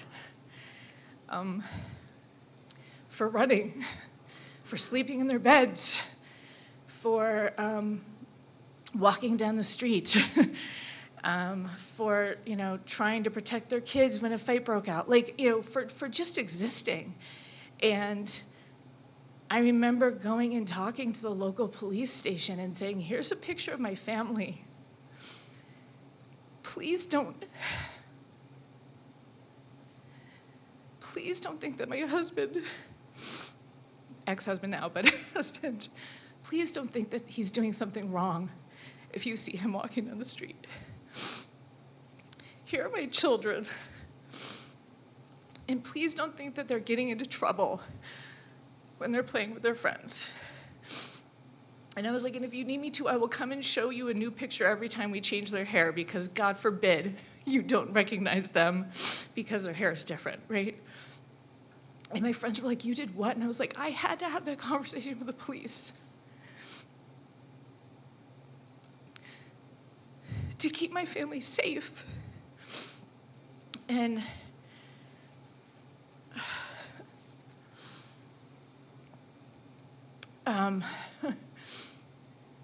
and it wasn't just because of what was happening with George Floyd and all of that. When I was a teenager, I was driving home from a friend's house. I'm sorry, I'm all over the place. And I got pulled over for being Black. And the police wanted me to get out of my car, and they wanted to search my car, and I refused to get out, and I refused to have them search my car because I knew I didn't do anything wrong, and I asked why they pulled me over, and they said that somebody had reported suspicious behavior. And I looked suspicious driving down the road.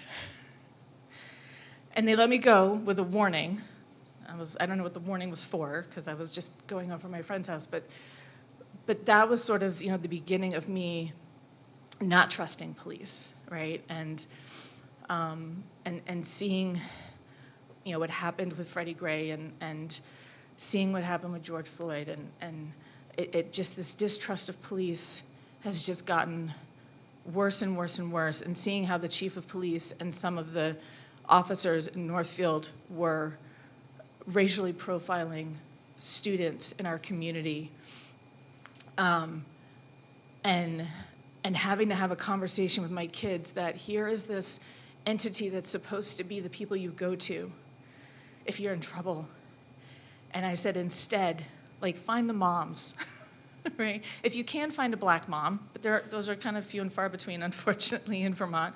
But I was like, find the moms, because you can't go to the police and expect them to be the people who are going to keep you safe.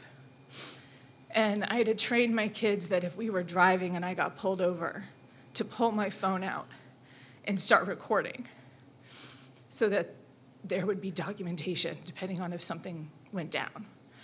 And if we traveled distances, I always drove. My ex-husband never drove because he's a 6'2" black African man, and we couldn't risk getting pulled over because he was in the driver's seat. And we were having a picnic on the State House lawn, and I remember security guards coming out on breaks or whatever from the State House and the DMV and other state buildings and being so aware of where every single security presence was around us. And it turned this really nice moment for our family, relaxing on the State House lawn, into anxiety and fear. Because all I could think, and my husband and I were kind of looking at each other, and we were like, if we get up and we move, is that going to make them think that we're up to something, even though we're with our kids? And so it's this constant vigilance of always being aware of where the police are and what the police interaction is happening. And when people talk to me about putting SROs in schools, I'm just like, no, like we can't have police presence in our schools. I think it's damaging for all kids, but it's especially damaging for our kids of color. But the fact that my talk, the talk that I have with my son, isn't just the talk about like, don't get somebody pregnant. It's the talk about how do you stay alive? How do you exist as this beautiful young black man without being perceived as a threat? And when he goes and hangs out with his friends, having to have a conversation with his white friends about the responsibility they have to be out in public with him. And that if they're in a store and they're being followed, it's my son that's going to be targeted. And so they are the ones who have to pull out their phones and start recording. And that if they think it's funny and they start talking back or whatever, it's my son.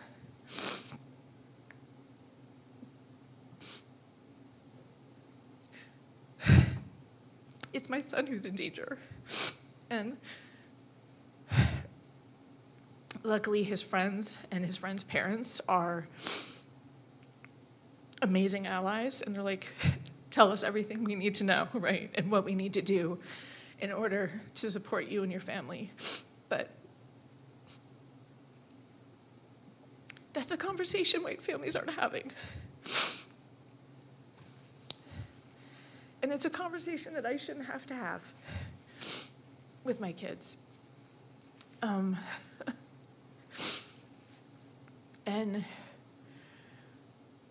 it's something that weighs on my mind all the time, I don't get to go to sleep at night without thinking about all the injustices that have potentially happened to me or my kids during the day. And I don't get to wake up in the morning without thinking about what are all the ways I need to protect my family going out into the world. And that's always with me. And it takes a toll.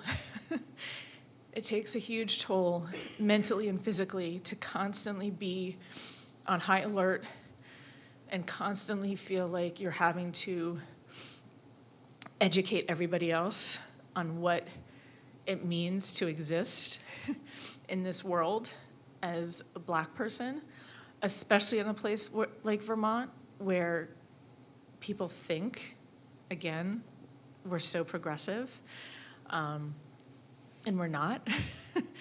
and so it's, it's a lot of pressure individually, but it's a whole lot of pressure as a mom to figure out how to raise my kids in a safe space so that they can just be kids, and just exist. I remember when I'd graduated from U32, there was a football game between U32 and Montpelier, crosstown rivals, and U32 at that time happened to have a black quarterback. and kids from Montpelier put a cross in the football field with the kid's name on it that said RIP, kid's name. And there was all of this conversation in the community. And there were two sides, right? There was the sides that were like, the crosstown rivals. This is just kids being kids. He's the quarterback. Race had nothing to do with it. And then, of course, there was a side that was like, you don't put a black person's name on a cross and stick it in a field. And I remember having a conversation with my dad about it. And he was like, I think you might be overreacting a little bit. And I was like, what are you talking about? Like, I couldn't believe it. I was like, what? Like, my dad is telling me this? My dad, who's been like my rock my whole life? And I was like, I'm not overreacting. I was like, how do people not see the symbolism of putting a black name on a cross and putting it in a field? They may not have set it on fire, but they may as well have. And he came back to me later, and he sat down and he said, I want to apologize because I realize I came at this from my white male perspective. Would you mind sitting down and talking to me about your perspective? I was like, yes. And that was so powerful, for him, and he was talking about, white fragility before white fragility was like even a thing, right? And like unpacking his own backpack. And but I remember later I was in a community group with the principal at the time at Montpelier and talking about it. And I said, what happened, I said, and the community's response is a failure of our education system. Because if those kids didn't realize the impact, and I think that they did. I think that they were naively believing the kids didn't. I said, but if the kids didn't realize the impact of that act, and their parents don't understand the impact of that act, then we are failing in our education system. Because there should be nobody who does not understand what that symbol means for the black community, but just the community as a whole. And I was like, so what are you gonna do? How are you gonna do better so that something like this doesn't happen again?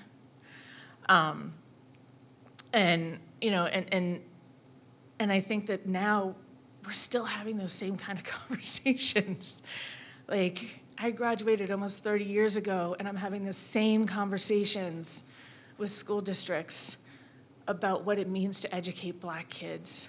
And not just black kids, but like my black kids don't need to be educated. I'm educating them at home. But what it means to educate white kids to exist in a world where most people in the world don't look like them. Like, they're actually the minority in the world, right?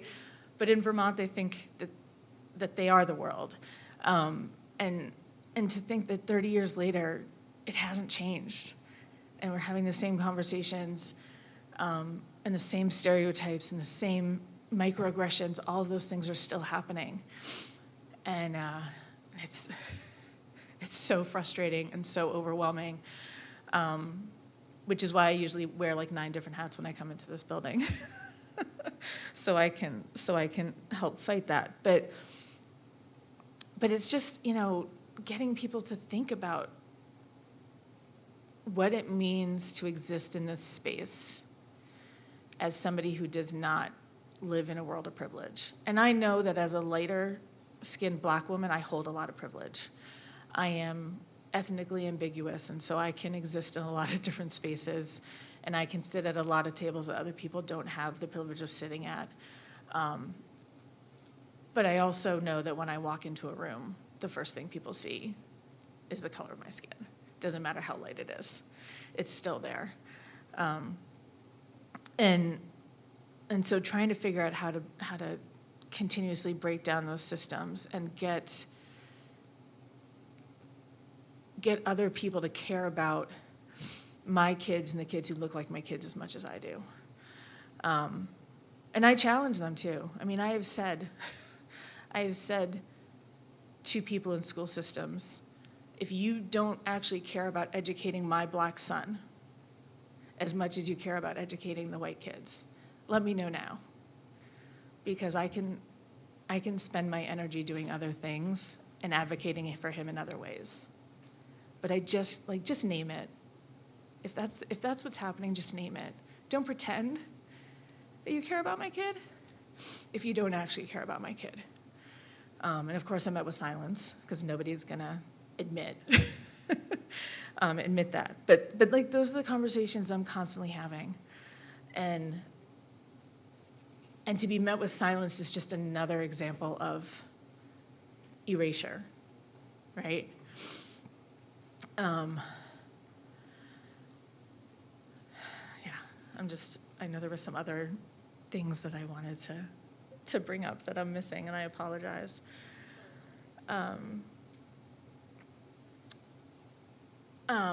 Coming back, one of the things I did want to mention, going back to kind of mental health, when we came back from COVID, there was all of this energy put into social emotional learning and making sure that our students and our educators and our families were being provided resources to help them deal with the isolation of quarantine.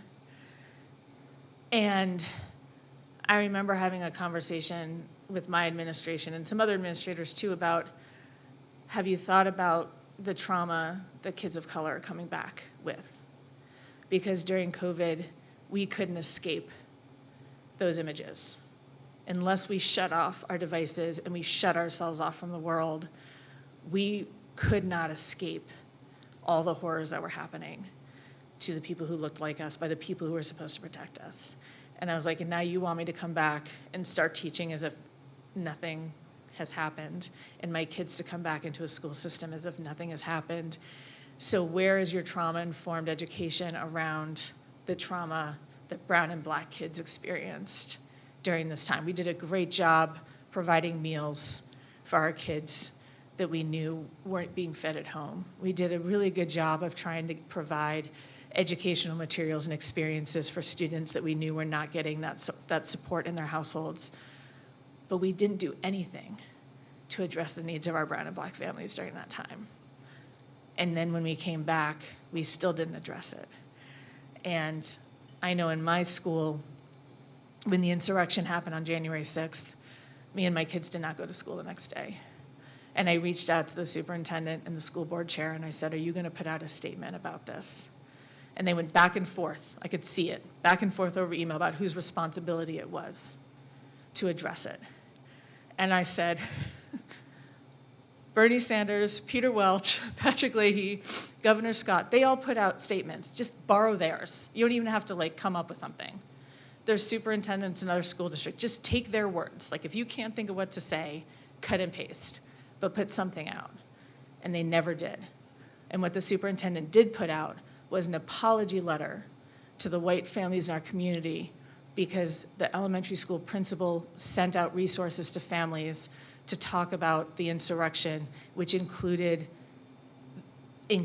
resources around the idea that race was definitely a player in this. That if that had been a crowd of black and brown people, the response would have been very different.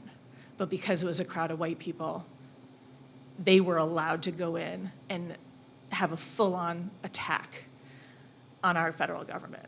And they were met with little to no resistance.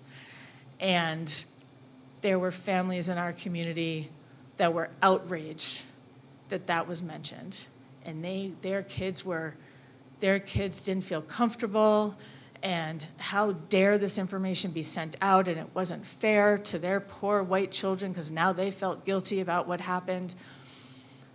And I remember going to the school board meeting, and I said, can you just give me some thoughts around why you sent this letter out? And the superintendent explained why she sent it out, and I said, okay, so you sent out exactly why I thought you did. You wanted to appease the racist white families. Good, thank you. Thank you for confirming that. And I went on to say, I said, I reached out to you as a black parent and asked you to support my family. And you and the chair argued about whose responsibility it was to do that. And the principal of my kid's school sent out resources to support my black family. And you sent out a letter apologizing to the white families because she tried to support my black family. And I was like, so if this is a district that does not care about my kids, or me as a parent, or as a taxpayer, or as a teacher, because I was teaching in the district at a time, I said, I don't want my kids going here, and I don't want to teach here, because I can't be a part of the system. And I actually, a couple weeks later, did resign, and my kids started attending the Youth 82 school system the following year. So we did actually end up leaving that community. But again, I was just like, here's a system that I asked for assistance, and they failed us. And instead, they protected the perpetrators of the harm that me and my family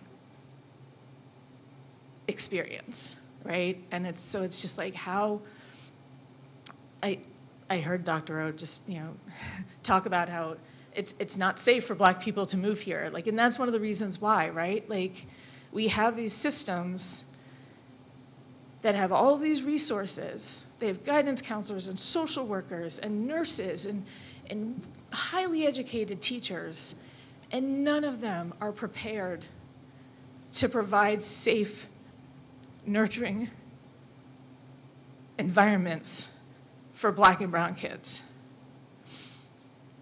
And when we talk about diversifying our workforce, I said, why would a Black teacher want to come and work in our schools? Because when they do and they show up authentically, you find a way to tell them that they don't match the culture of the school and they end up leaving, or you drive them out. And so, I kind of go back to Vermont is very performatively progressive, but when they're given the opportunity to put things in place into systems that could actually provide help, they don't. And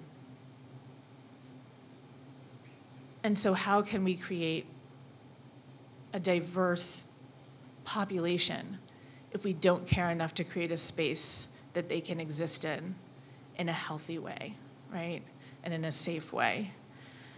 And so the work that needs to be done is just to continue to train these systems on what it means to provide support for people who aren't white. What does that look like in the classroom? What does that look like in the guidance office? What does that look like in the doctor's office? My daughter went in for a checkup. Our doctor's amazing. I love our doctor. But my daughter walked away going, so the doctor basically was like, if I just lose weight, I'll be okay. And she's like, and I've worked so hard to be proud of my body and what I represent. And now I'm being told that that's not healthy. And that wasn't the intent of what our doctor was trying to say to her, but that was the impact, right? And I was able to go back to my doctor and say, hey, here's the impact of what your words had on my daughter. And luckily my doctor was like, I hear you, and let me process that, and I'm gonna make sure I do better going forward. But if my daughter's again walking into a place that's supposed to be providing services for her to keep her healthy, and the message she's getting is, you're not enough the way you exist, how are those services helping her? So it's just this continued education of these different systems, our healthcare system, our education system, our policing system, of how do we do this in a way that supports everybody in our community and not just the white people in our community. And I want to just kind of end with saying, I moved my family back to Vermont because I love Vermont. And when I think of my identity, I am a Vermonter. I will always be a Vermonter. And I would love to see Vermont actually be the state that it says it is and that it claims to be. Because then it really would be amazing. It would be amazing. And so I really hope, I hope that that's something that we can continue to move towards. Because I do want Black people to move here. And not just because they're adopted by white families, but because like they actually want to be here. And so I challenge the whole state of Vermont to actually like not just be performative, but like put those into action, right? Like practice what you preach. And like let's be the state that we truly believe we're supposed to be. And be a state that everybody can exist in safely and in a healthy way. So that my kids aren't having to raise their kids with the same kind of mental and emotional and physical burden that I am raising my children right now. Thank you.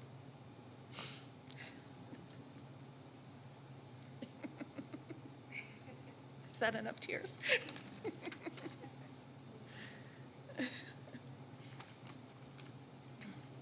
Yeah. Sure. Oh. So was there any response from the superintendent or anything when you left? Like was there anything that happened? Or No. they just quietly? I left, the community responded. I mean, there were, and I left for some other reasons too. It wasn't just because of that, but the community definitely responded with like, oh wow, our district really messed up, because the community had always rallied around me and my family. You know, we did a Black Lives Matter sign making party, and you know, a number of people showed up. People were putting in their yard. I think like 150 people showed up to a select board meeting to demand that they put an equity statement in our town supporting Black Lives Matter. We had a public forum with the police to talk about what policing looked like in our system. And two of those police officers who are now no longer there, unfortunately, they like started their own book club and they were reading like the new Jim Crow. And I was like, I could get you some easier books to start with, but like, yes, like, you know, so I think the community as a whole was really understanding about like what was happening and supportive, but the school system itself never really responded to that. They have a new superintendent now who has been much more responsive. Now he's dealing with it from a transgendered policy perspective, but they're actually doing the right thing. So I guess there's been some growth since I've left, which is great. Yeah. I guess, Natasha, thank you so much. Just recommendations for the state. You know, part of our work is going to be to make recommendations to the state in terms of legislative work, but think of it through all the systems that affect people. What are your recommendations? I think that there has to just be, I guess, a couple different levels. I think, you know, more at the sort of the 30-foot view, there has to be training put in place for, and I guess I'll kind of speak to the school system because that's a system I know the best. You know, there has to be work done with our educators so that they understand how to create community within their classrooms and they understand how to facilitate hard conversations and they can recognize when microaggressions and harm is being done, and there's a way to do restorative practices without restorative practices actually causing more harm for kids. And then sort of at the next level, how do we train administrators to be hiring the right people to come in and do the work, right? And then also creating, also creating a culture where those people want to stay. But then at the higher level, and I guess this is where legislation would come in, things like the Act 1 and the education quality standards. How do we continue to pass legislation that holds an expectation for these different systems, a demand that these systems are going to recognize all of the people who live here and make sure that there are procedures and policies being put in place that are going to protect them. And I think especially with the federal government issuing all these executive orders and making all of these threats about what they're going to do, our state has to make an even stronger commitment to the things it says it believes in. so that when the federal government comes after us, we can say, this is in our Constitution. This isn't, these are our laws. These are the things that we as the state of Vermont believe in. And we're going to use that to combat the hate that's coming out of the federal government. I know that can only protect us so much, but I think just continuing to push that with an expectation that as it trickles down, it's actually going to be implemented. Like, EQS is great. If only 6 schools are implementing EQS, it's only going to do so much, right? And that's a responsibility of the Agency of Education to go in and make sure that those sort of things are happening. So I hope that answered that. What is EQS? Education quality standards. Yeah. Sorry. In education, everything is an acronym. Thank you. Okay, thank you all for your attention and focus during that session. We're going to take about a 20-minute break. 15 to 20 minutes.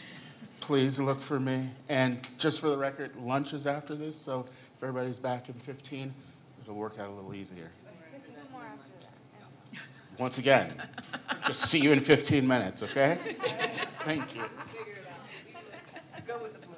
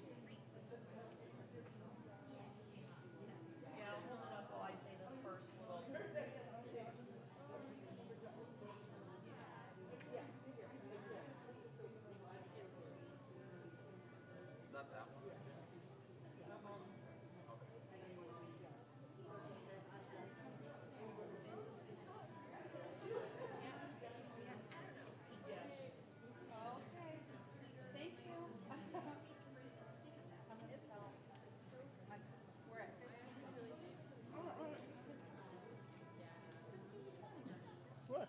Like I said, I would.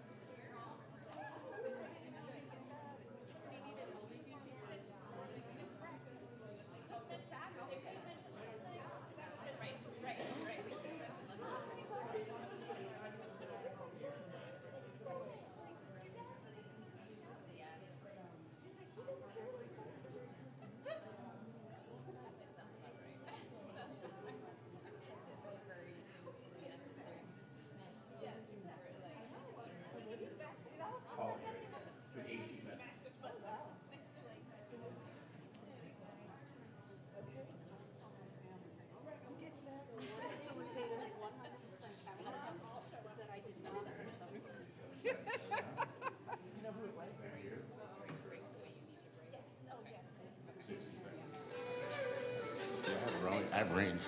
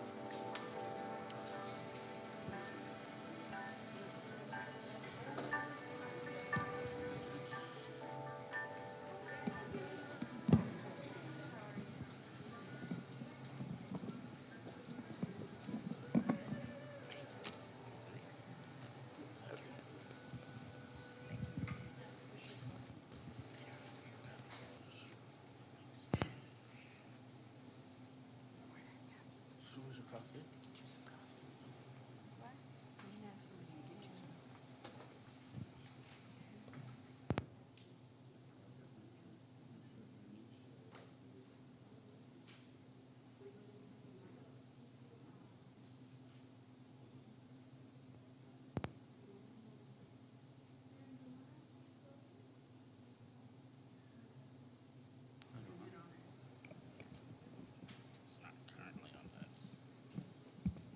Thank you. Thank you.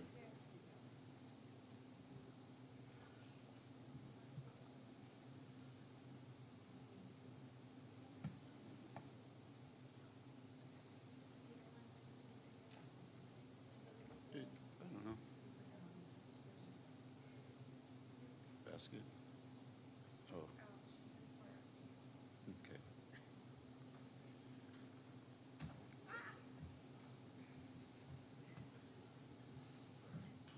So, do I need? Okay. Okay. Hello, my name is Aaron Gardner. My Indian name is Sawata. I am Yakima from Yakima, Washington, from the Klickitat clan. I came here to Vermont when I was 12 years old. I had visited Vermont every summer since the age of 8 and spent good long portions of the summer here and learned to love it.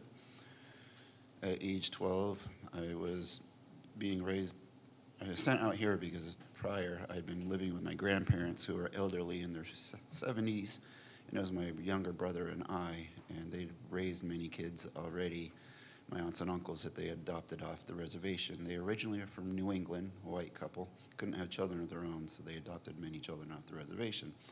And then I had an uncle that left Washington to move out here for a love interest, and that's how I ended up here, was being sent out here to stay with him.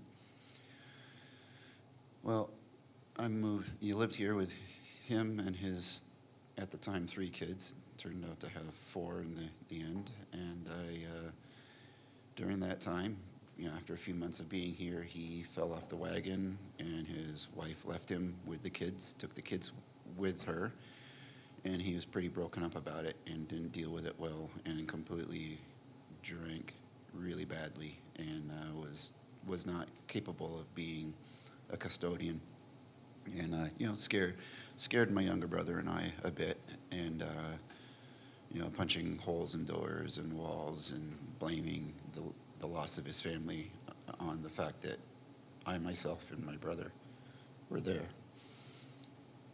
So it's kind of scary, and I'd been through a lot of violence, so prior to this, I stood strong, protected my brother, and made sure that not a hand was laid on him or myself. And my brother and I got separated, and he stayed at a different teacher's house, and I stayed at a few weeks at one teacher's house, a kindergarten teacher, and then I think I went and stayed with like a 3rd or 4th grade teacher. And she was a track star and taught track, and coming from Washington, I was a track star myself, so we connected quite well, and I felt comfortable there with her, and I became friends with her kids, and I just kind of bounced around like that until they put me into a home that was my uncle's wife's brother, so they allowed that to happen because he was kind of like family and showed interest and wanted me there, and this is in Roxbury, Vermont. And it's a real small town. And Northfield was the school system I ended up going to. So I stayed there temporarily as a foster child, and he turned out to be wrapped up in falling to addiction to drugs, and a drug dealer himself. And I witnessed things like guns being pulled on people, knives being pulled on people, people being shot at, trying to leave the driveway.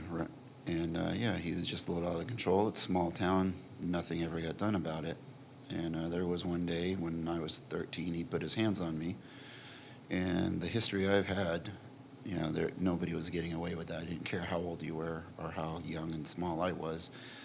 And I got thrown across the room, and I bounced off the couch and used that momentum to grab him and throw him against the wall and put him in a hold. And from that day on, he never put his hands on me again, and was kind of surprised and respected me and kept the distance. But I was always kind of like, I felt like a slave, doing lots of firewood, splitting lots of firewood, not being allowed to go spend time with friends until a certain amount was done. And my friends would come and help me so that I get the chores done so that I can come spend time with them. I eventually went on my own, became emancipated, and I got my own apartment, put myself through school, took on the responsibility of my little brother coming back to live with me in Vermont from Washington State. And before I go any further on that, I'll say that when I first started school in Northfield, within the first month or so, we were coming from lunch break, and the doors, we were supposed to wait at some doors, double doors, before, with all the students, you know, they come in once the bell rings. And once the bell rang, there were some students that were holding the door so nobody else could get through, and we're all piling up at the door, not being able to get through. The principal saw this happening from the other side of the doors and busted through the doors and was very angry. And he grabbed a hold of me and by both, you know, my shirt, and threw me up against the wall and said that he saw the whole thing and that, you know, how dare I do that. And I wasn't involved in it. I was standing there watching it. And I've done martial arts my whole life, because after the age of 5, I made a promise to myself that nobody would ever put their hands on me again and get away with it, that there'd be some sort of consequence. And I spent my life training and being strong and be able to handle myself in any situation in multiple different disciplines. Ended up having my own career in the ring, boxing and kickboxing, and became a trainer myself, training professionals and amateurs alike, and did quite well. Well, anyways, I did some moves, got his hands off of me, and threw him up against the wall, even though I was just a young kid, and he didn't expect that. He didn't react. He just let it happen, and at the end of the day, he called me into the office, which I thought I was in big trouble and was waiting for it, nervous all day. And when I got there, he actually apologized to me and said that he'd get to the bottom of what had actually happened and that he misunderstood what had happened and felt very sorry and wanted to know if there was anything he could do for me, and that he'd try to be more aware. And he really respected me and became quite an advocate for me in the years to come. And there was one other incident that we had, but we'll get to that. Well, I dealt with a lot of, when I first came to Northfield, I dealt with a lot of bullying in school, upperclassmen, star athletes that picked on me, you know, racial names, you know, called savage, or an Indian with his head cut off when I played basketball. You know, I've been called Spicanese, I've been called Taco, I've been called Tonto. The list goes on. There's ones that I probably shouldn't repeat, and I won't. And I was really unsure about coming here to begin with, because there's a lot of pain, hurt, scary things, and anger that I've moved on in life and felt that I needed to grow past about what I'd been through and what happened. Even though sometimes it still happens, I deal with it in a different way. So it's been better for me and my soul to view it differently, so to come back to this place in my life and talk about it brings a lot of memories and things I've tried to escape. And so I was quick to punch people and fight them for calling me names or walking up behind me and going, and I didn't care if you were one of the star athletes or the star goalie player of the school. And sports ran really strong in Northfield, and you got a lot of respect for the people that played sports. And you know, I was suspended for knocking out the star athlete of the school, and he almost never got in trouble. And, like, anything he did was gold and looked the other way. But this time they suspended me. They also suspended him as well, so we were both suspended. So I felt like I was seen, at least there, where they didn't give him a get-out-of-jail-free card that one time. And so the fact that I did that to the school bully and athlete, I got a lot of support from students that changed their ways of thinking and treating me different. They treated me with a lot of respect, that I was somebody that was going to stick up for the weaker people, and accepting and open to everybody, and I cared.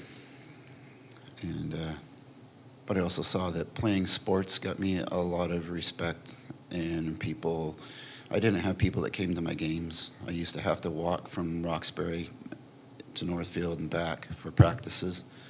I often didn't get dinner because of that, because I wouldn't ride the bus home so that I can play the sports, and sports became my escape.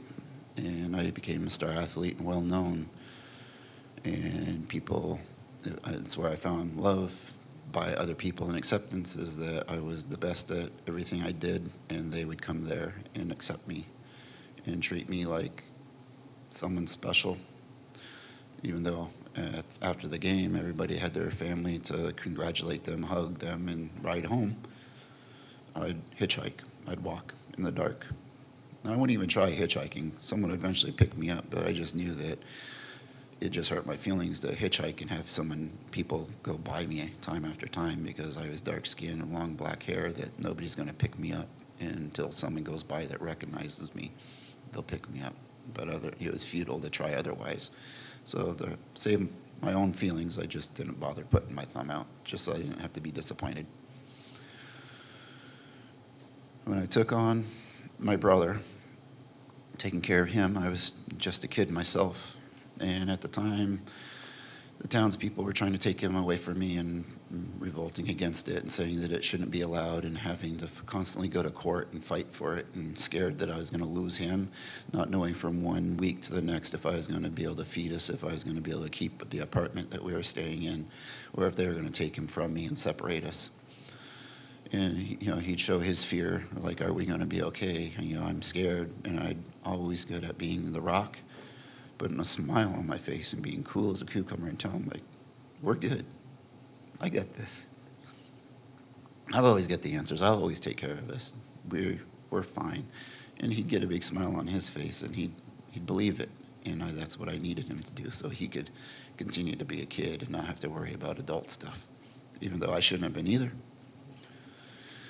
But in the courts, I didn't know at the time that there was a law called the Indian Child Welfare Act that didn't allow my brother and I to be adopted or go stay with another family. And at the time, I didn't realize that this law was also passed because of my grandmother's sister, who I hadn't met yet, went to D.C. when she was younger to fight to have this pushed forward, and was part of the group of the people that pushed for this law to happen. That she's the one that, even 3,000 miles away, saved my brother and I from being separated, and we're able to stay together. And as much as my story hurts, I love that I have it, that I had the strength to hold my brother and I together through it all and not become as broken as I could have been. So I ended up going to building trades, vocational school, because I could see that it was a struggle just to get through school, high school, that college, as much as other teachers and faculty would say that I was promising candidate to go to school and further my education, I knew that there's no way I could do it while taking care of him and myself. So I said, I'll learn a trade. And I went to that school, and the instructors over time openly admitted that they felt like I didn't belong there, that I should go back to where I belong, the other school, and that I didn't fit in. And I didn't have parents to buy me the tools and the tool pouch and all the things that I needed, so I was always lacking something and needing to borrow it from another student. And instead of providing me with it or helping me, they'd mock me for, oh, you don't have that? Why don't you have that? See, you don't even belong here. You shouldn't even be here. And I was always ridiculed for the work that I did, never got credit for it. Well, their teacher's pet, the star student in their eyes that could do no wrong, felt for me. And he says, let's try this for the next couple of weeks. And everything that I did, and they kind of let the class run itself at times, and I'd come up with ideas in a process of doing things on the projects, from building a house from the ground up, every aspect of it. And for 2 weeks, at the end of the day, this student would take the credit for what I did and say, yeah, I did this. And the instructors would be like, oh, what a wonderful job, and give him a pat on the back and tell him why he's the best student in the class and why they let him be the leader. And after that 2 weeks in front of the class, before the day got started, he goes to the instructors, and he goes, I want you to know this, that for the last 2 weeks I've been taking all the credit for someone that you guys never look at and give a chance, and don't give him credit. And it's Aaron, myself, that's been doing everything that I taking credit for, and you guys praise me, but anything he does, you don't give him credit for. And they just sat there in silence for a while, processing that, and it kept them quiet for a bit. But the instructor openly said that he was going to break me and send me back. It wouldn't stop until I quit and went back. And then one of the rules in class, while we're writing in our journals before we start our day, is that there's no eating, no food during this in class. And every student in that class was eating. They rarely did anything about it. I had my lunch sitting on the corner of my desk, and I was not eating it, I was not touching it, and I'm writing in my journal. And the instructor comes over, gobs it up, punches it, and then walks to the front of the class, winds up like he's throwing a baseball and throws it into the trash as hard as he can. I look around, I see everybody else putting chips and crackers and granola bars in their mouth, and they all stop, and they stop chewing, and they're kind of confused, like what just happened, because I wasn't eating, they were, and I'm the one getting in trouble. I walked up, took my lunch out of the trash and walked out to the other room to put it in the locker. And I came back to class, and he sits there and looks at me and goes, "Go get that lunch and put it back in the trash where I put it." I said, "Nope, not going to happen. It's somewhere safe." He says, "Go do it now, or you are going to go to the office." And I said, "No, the lunch is going to stay where I put it." And I looked at him because of everything I've been through and did not hesitate. He was a big man, tall, like 6'4", and I looked right him square in the eyes and I said, "You're not man enough to take me to the office. I'm going to sit right here." And he continued to run his mouth and say some awful things. And I stood up through my desk, and it was one that the chair was attached to it, so it made a lot of noise, and I threw it across the room. All the kids just opened up like the Red Sea. They all moved their chairs and desks out of the way. And I walked up to him. I said some choice things, got in his face, and said, "Now I'll take myself to the office." I went to the office, and the instructor tried to have me expelled. He went to the superintendent, and the superintendent came to me and says, "I do not want to see you expelled. I think you're a great kid." He goes, "You always looked out for my son in soccer and helped him with his game, taught him to be a better player, and taught him, like put your wing over him, took care of him, and now he's flourished. He's got confidence, and this is because of the help you gave him and the chances you gave him." He goes, "If you just leave this school and go back to the other school where you're coming from, it won't go on your record. You'll just have to repeat the year." And I said, "Okay." And I mulled it over, like, do I want to be expelled, have that on my record? I guess probably not, and I guess I'll take that deal. Well, the instructor of the class met with the principal, and I guess he and his wife used to go to dinners with my principal and his wife, and they were considered friends. And he griped on one of the meetings that they had that the parents were supposed to be present at while this was happening, with the teachers and everybody, all the faculty involved, the authorities, and he was beside himself that he said that, "Kent, I don't know what you did, but when I went and talked to your principal and told him what you did and the way you behaved and the things you said, he actually took your side and said, 'Oh, okay, so Aaron did those things? So what'd you do to piss him off?' And he stuck up for me and said that I would never behave like that unless you did something wrong, that he's dealt with me for years and knew that, yeah, I might react big, but it's because I've held my patience and my tongue and my actions for a long time until I finally snap." And he knew that about me and stuck up for me.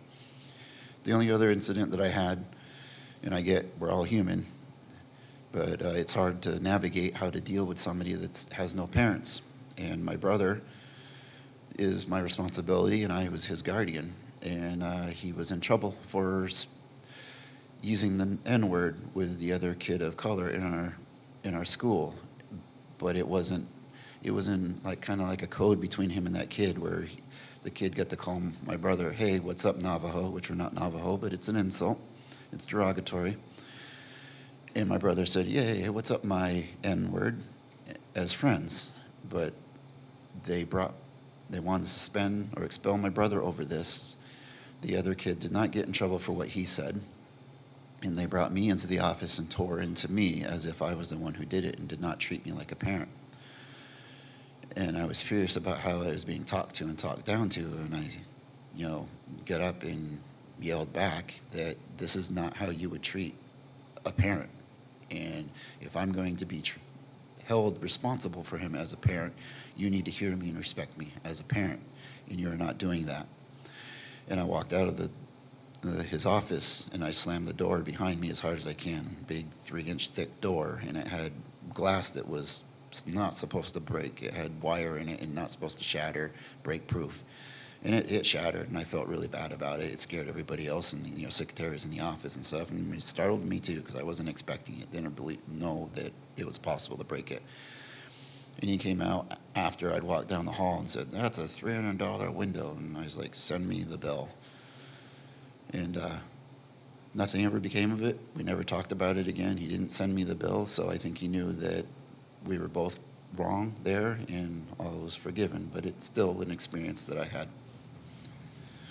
Well, later on, I got into some legal trouble with a girlfriend, my first love, which we are now friends on Facebook, and we get along and have apologized to each other that we're young and foolish for our antics and didn't know any better. But she was older. I was still in school. She had gone on to work and left me for someone that was at work but was cheating, and ended up taking everything I owned and eventually bringing it back. But she caused some trouble and got me into some legal trouble, which she eventually came forward and said that it wasn't true.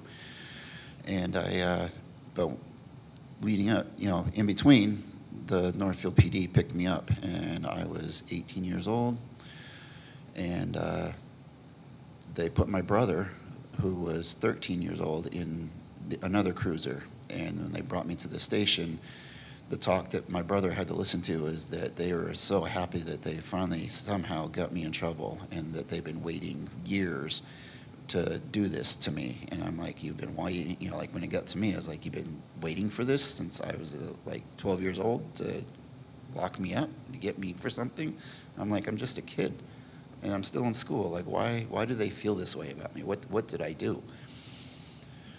It was pretty scary for my brother, and to hear that they were so eager to make my life and turn it upside down. And they let my brother come in to say goodbye. Well, they had me locked to a bench in the barracks, and they weren't there to watch my brother say goodbye, but I could see the fear in his face. And he was really upset, and he didn't know where he was going, and I didn't know where he was going, and he was really worried about me. And I said, I'm okay. I've got this, just like I've always said. And he didn't look very convinced. But so to show him, like, I'll prove it. Here, you know how fast I am. I'm the fastest kid in school, fastest kid in the state of Washington, breaking track records. I slipped out of the cuffs with one hand, showed him, like, see, I can leave here anytime I want, but I'm not going to. And I put my hand back in. So this is my choice. So just know, I'm okay. And he got the biggest smile on his face, and he left happy. So, moving on from that incident, I eventually left Northfield and moved up to Morrisville. And it was winter time. I was a pool player. I went to a bowling alley up there that's not there anymore, shot some pool for hours, and then meeting up with my roommates that had the vehicle because I was walking, and I had a long leather trench coat to keep me warm, lambskin with a nice black case for my pool stick. Took pool pretty serious back then. And I go wait for them at McDonald's while they order their food. And I don't eat fast food. I haven't since graduating high school. I refused to get McDonald's or Burger King. And so I didn't get any food. I was just waiting there. And we've only lived there for a couple months. And I get in the vehicle with him, and we get to about a quarter mile down the road, and we come to a stop at the stoplights, and as we start to pull away, the blue lights go on. And the rider jokingly says, "Oh, they know you're here. What'd you do this time?" And I laugh, chuckle, like, "They're not here for me. I'm just a passenger. You're driving. What'd you do? Did you not come to a complete stop?" And we're trying to figure out what he did wrong. And they had guns drawn, yelling at us to put our hands on the dashboard. And I was like, "Geez, you really messed up this time. What'd you do?" And he goes, So come to find out, they're talking to me. And they want to know what's in my pool case. What's in the case? Who are you? What's in the case? I go, "It's a pool cue." They go, "It's a what?" "It's a pool cue." They go, "Pool cue? What the hell is that? What do you do with it?" I go, "You shoot pool with it." They're like, "Out on the ground, out." And I go like, "Whoa, no, you. And they open it up, and they're all worried because I just said the word shoot, and and they open it up and like, "Oh, it's a pool stick." I'm like, yes, it's a pool stick. And I came close to getting my butt shot for playing pool and being the brown-skinned guy with long black hair. And I said, "What was this all about? Why did you do this?" And they're like, "Oh, there were people that were scared at McDonald's. They called it in. They thought you were a hitman with a gun on your back. And so, we had to look into it, and that's why we pulled you over." I just like, wow, okay. So, like I'm early 20s. I'm younger than my son that's sitting over here behind me. And it's a lot to deal with. So I learned that I had to be careful around PD, that I had to consider whether I wanted to come off confident or water myself down and not be so confident and look so strong that I don't want attention, that I don't want to. I had to consider how do I want to represent myself? How do I look least threatening? And when I get pulled over in the future, I got so many stories. And I just wonder, does everybody get asked when they get pulled over? Is it common to be asked, like, "Have you ever been arrested for assaulting a police officer?" And I get that every time. And I'm wondering, is that what everybody gets asked for? Is that protocol to ask every person you pull over, "Have you ever been arrested for assaulting a police officer?" I probably got a dozen stories or more for here in Vermont about the way I've been treated by authorities. Now, there are a lot of stories in court that,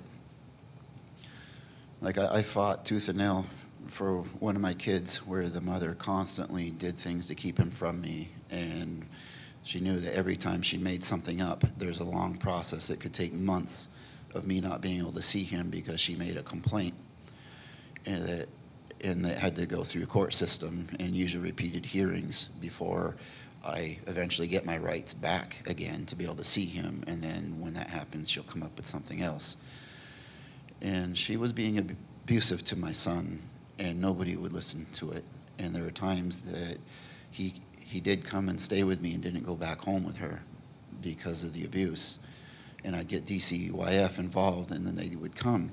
And I just had visitation. I didn't have full rights to him as custody, so she could take him back at any time, it felt like, when she wanted to.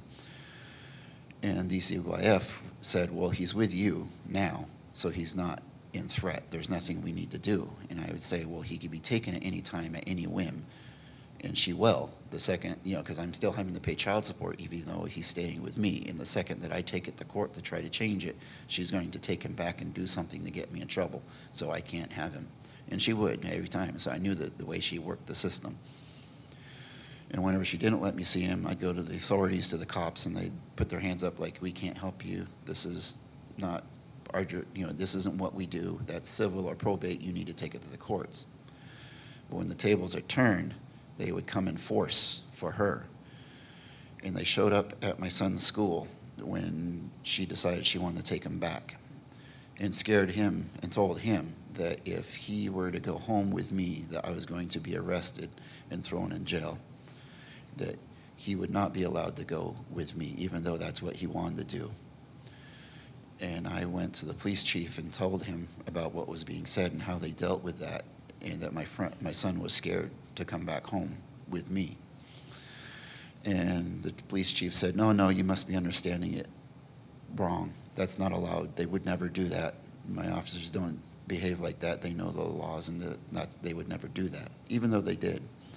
And the person that I was renting the basement from, they were there because our kids were in the same grade. She was there picking up her son and tried to intervene and pick my son up too, and saw and witnessed how the officers were and the things they had to say and how it was wrong and illegal with what they were doing. And this happened quite regularly throughout my life. Another time, she had made a complaint and got a temporary restraining order put on me. And I went to her current boyfriend to get my car worked on that was over the border into New Hampshire while she was in Vermont. And she called me, and I didn't answer, and she left a voicemail asking me to come over so she could do sexual favors to me. I won't say exactly what she said, but she had it on the voicemail, and I have proof of it, and I refused to go do it. So she called the cops, said that I was there banging on her door, scaring her, and my son was scared to death of my behavior and that I was there, and I ended up getting arrested. Her boyfriend came forward and spoke, and the time frame of when she said that I was there and where I was at the garage in a different state with the boyfriend saved me, and he made a statement, proved that I wasn't there, and then I had the voicemail to show that she was breaking the order and contacting me. The prosecution still tried right up to the final court hearing, seconds before I take the stand, trying their best to scare me that if I don't take a plea, that they're going to throw the book at me and come at me, and I'm going to be doing time, and this charge is going to follow me for the rest of my life, and that the best thing for me to do is take this plea, and that I won't have to do time, and trying to scare me into doing it. And I said, I refuse. Like, no, I'm not doing it. I will not take this plea. And then my case is called. I stand up. I start walking to the desk. I'm ready to tell my story. I got so much I want to say, so much pent-up anger about how I'd been mistreated and the embarrassment that I had to go through. And the prosecutor stands up. No, we're dropping this. We're dismissing this. We're not going further on this. And they're like, okay, you can go, Mr. Gardner. And I was like, I want to talk. And they're like, no, it's over. It's done. They've let it go. But like, so I don't get to be heard? They're like, no, there's no need. It's done. I go, you guys have really affected my life and ruined things in my life for nothing. And I get things I want to say. I want to have heard on this person that's caused this to me. And they're like, no, sorry, there's no need. And I just couldn't believe how people could just make something up and ruin your life and change it and have such an effect with something that you never did. And and having that happen over and over again throughout my life, it's like there is a part of me that does live in fear. There is a part of me that is angry.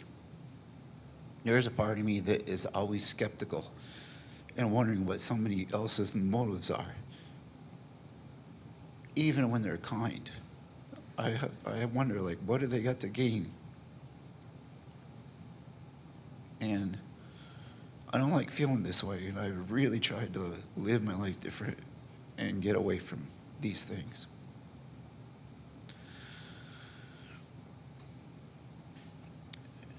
And later on in life, distance myself from a lot of these things that have happened. I got married a second time, and she was from Brazil, and we're working on getting her green card. And her son, my stepson, was 10 years old at the time, and they both went in to speak to the person up up further north here in Vermont. And it was going really well for them.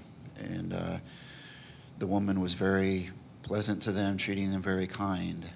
And they got to be heard and listened to before they called me in. And when I got called in, the energy shifted drastically. Even the 10-year-old later said, Mom, they don't like him. Like, they got a problem with him. I felt it, and she was mean to him and really hard on him. And she did. She came at me hard, asking me all sorts of questions and really going at me hard when I didn't know them. And a lot of things that, like, there are things I don't even remember in my first marriage that if you had asked me the same question, I don't even know. And I'm still really good friends with my ex-wife and go to all the family gatherings. And I still wouldn't be able to give you these answers that they're asking me. And so I was flagged. And there was friends of ours that were passed right through, going through the same process, but they were white, coming from a European country, not even living, openly admitting that they live separately in different homes in different towns, and walked right through these, but not being flagged, not being doubted. Well, I went to a migrant justice protest and marched in it and was happy to do it and really enjoyed it, and it felt good, the energy, and that I was doing something good. And just by coincidence, the very next day, immigration and FBI show up on my doorstep and have to go through a bunch of questions and being sat down and having to answer to them for a few meetings before they finally, eventually, let her get her green card and gave us the go. And it's just frustrating that even when I don't do something wrong, I'm always made if you think I did something, I feel guilty. I feel like I need to apologize. I feel like I have to apologize for being me. I have to apologize for being different, feeling different, looking different.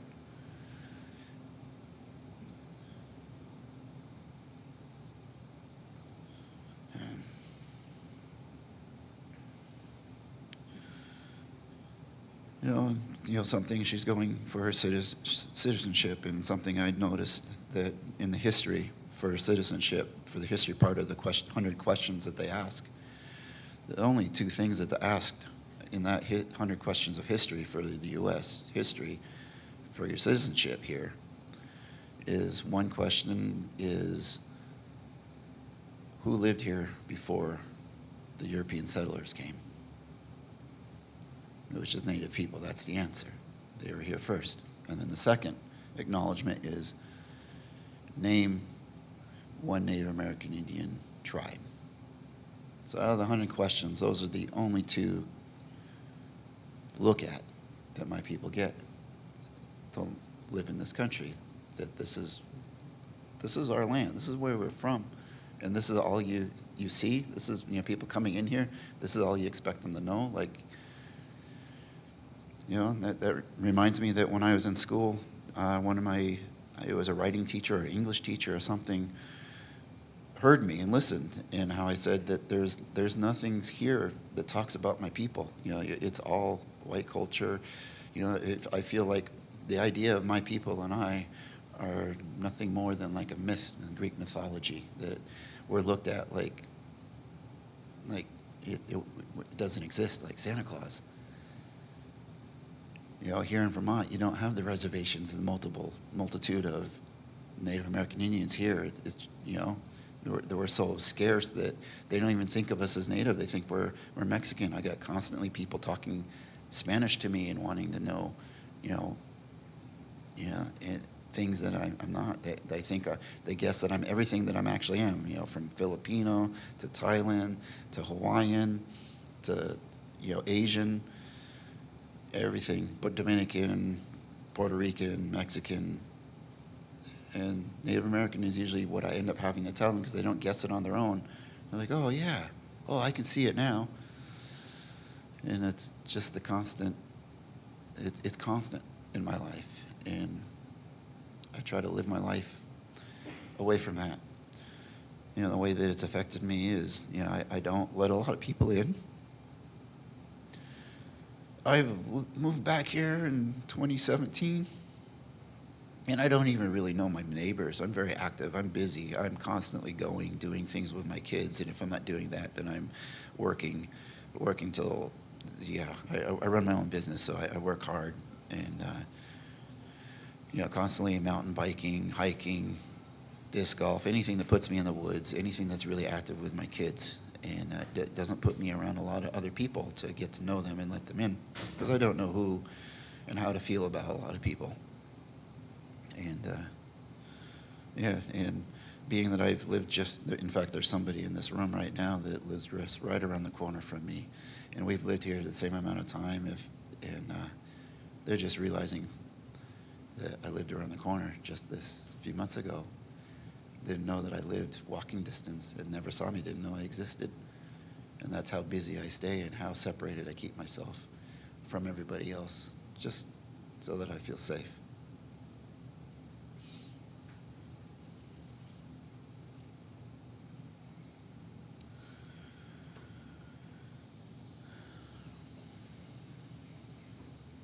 Do you mind if we ask you a question?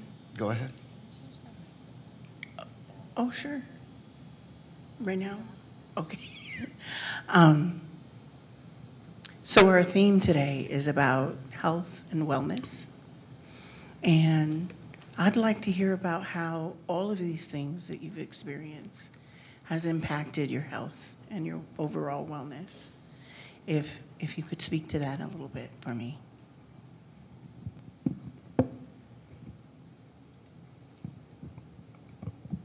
I can only imagine. And I want to know. I spend a lot of it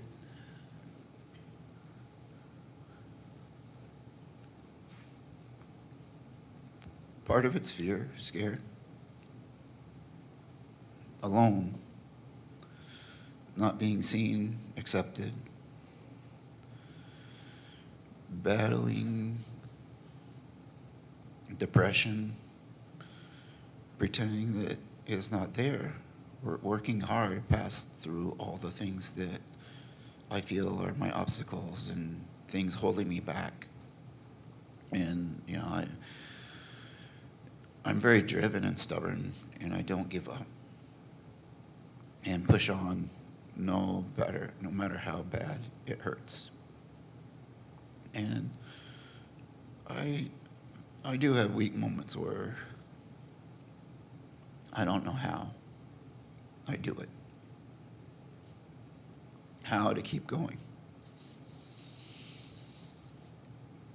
I guess you need those moments to regroup and ground yourself, and then push. Keep winning. I'm good at winning. Not giving up. Staying for the long game. There's one more thing that I didn't touch on yet, but I had a relationship within the last couple years that I was swept off my feet.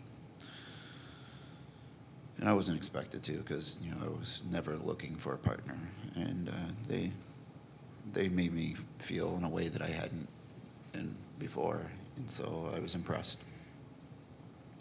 But as time went on, at first they seemed like an advocate and understood white privilege, and would try to stand for me and fight for me, knowing that my brown skin had its things that come with it, and that they were white. And they always said, let me do the talking, because I got this. And I'll be listened to, I'll be heard. Well, eventually that shifted and that changed to in a negative way, where you're brown, people aren't going to listen to you. And I've got this. People will hear me. So it was like turned into a threat. And it was used in a way to talk to authorities, to call security on me when they didn't get their way and I didn't do what they wanted, that they used it to hurt me. And there's so many people that don't understand white privilege and deny it and don't understand what it means and think that they work just as hard as everybody else, that they didn't get anything given to them for free. And that's not what it's about. And then there's others that do understand it, and they advocate, and they try to understand, they're empathetic. And then there's those that understand it, but they use it for abuse, to use the power.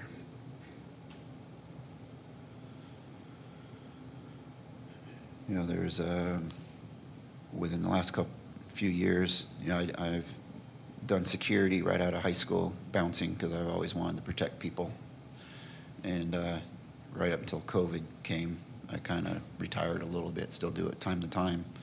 But one of the last incidents I had was in Barrie, and a former security guy that used to work for the same bar came with a couple other guys with the intent of taking me out because I suspended a guy that was a known drug dealer, and he punched somebody in front of me, and I told him that he could take 2 weeks off, and they didn't like that. So when the 2 weeks were up, they came in force with a group.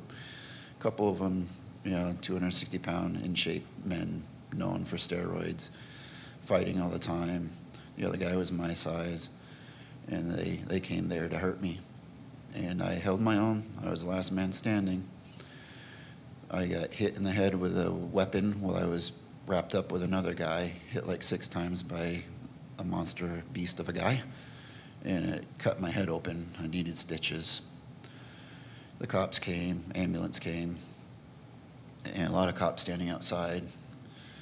And instead of protecting me, seeing that I was the one that was assaulted, and I didn't throw any punches, I just defended myself, they let the guy that hit me with a weapon stand there with the group of them, mock me as I'm leaving the EMS, saying that I'm not taking a ride to the hospital, that I'll get myself there.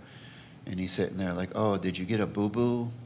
Can I get some of this snow for your boo-boo?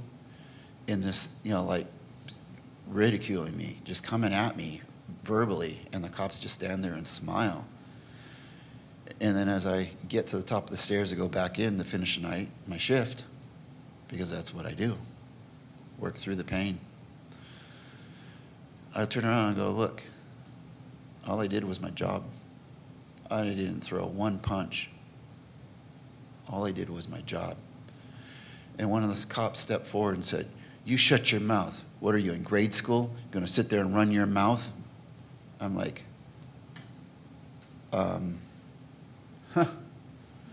I didn't realize I was running my mouth. I was just saying that I did this peacefully. But they were pretty quick to step forward and try to put me in my place and shut up.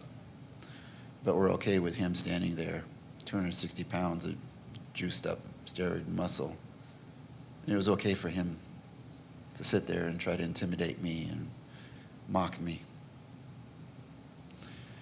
And that, you know, I had had the same incident kind of happen 20 years before that with the same police force, where the bully, big man, I didn't want to fight. I was tired of fighting, and told him, like, you hit me, I'm not doing anything. I'm going to the cops because I'm tired of fighting all the time. And the same thing happened then. I thought maybe 20 years later something was different, and it's not different. The same thing still happened.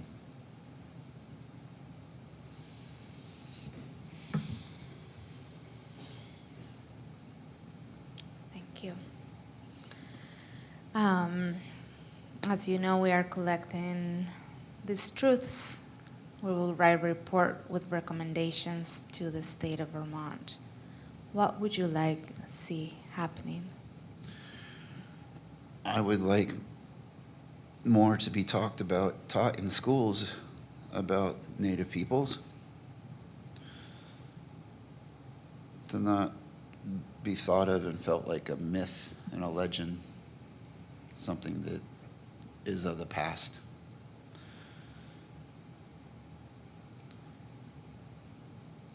You know, because that one teacher that I talked to, she actually taught a class on her own, took it upon herself to teach, and she even let me come up with the curriculum. And I love that. I thank them for the support, some of the support that I did get. You know, they really stood strong and taught a class because I mentioned it. And I chose Leonard Peltier because nobody had ever heard of Leonard Peltier, and they taught that story in the class, and all the students got to know that. They wouldn't have known otherwise. And it showed a heavy injustice, if anybody knows the story of how the legal system and how they really did something wrong there. And it, you know, I wish that more would be taught in schools. I wish that there would be more training with authorities on how they deal with race. I wish the people that take these positions were vetted better. And I know it's hard to find, that it's easy to hide. But then when these incidents do happen, that it gets recorded, that other officers don't allow it to happen, and something gets done about it. And that there's somebody that's in my position when they've been done wrong, and local authorities don't want to do something about it, that they can go to speak to somebody that something can be done, that there's an outlet for them, that they feel safe and not feel like a target because they stood up and wanted to be heard and wanted justice to happen.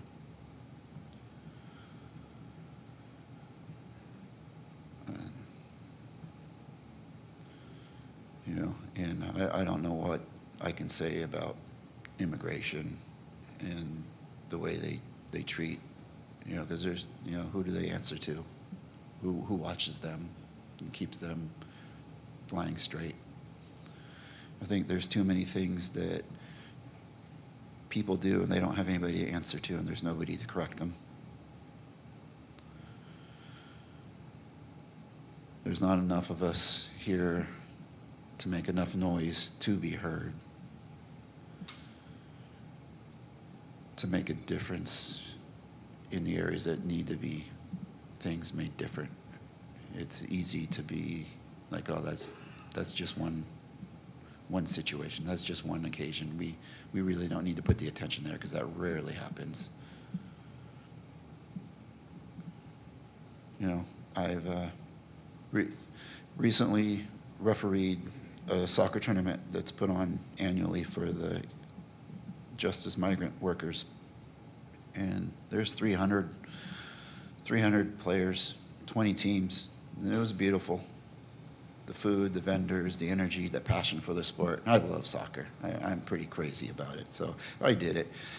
I couldn't speak Spanish, and I didn't understand what they were saying, and I made wrong calls. They got so mad, and I told them I couldn't speak Spanish. And then they thought I was really messing with them, and they're like, yeah, he's playing with us. But I wasn't, but I still loved it, even when they got upset with me. It was a beautiful thing. And then the championship team that won it all turned out to, I knew the guys. I practice on the same soccer field with my kids that they do in their different net in Montpelier, and that they were from my area. And I went to a social dance later, and they were there, and it felt good to be around these people, and that they're here, right here in my community, and there's a lot of them out there. And not once have I been hurt by people of color here. And there's a lot of them here, you just don't see them. And they haven't done anything to hurt me in life. And I've had a lot of hurt here in this state. And all the hurt come from white people that don't accept and don't understand.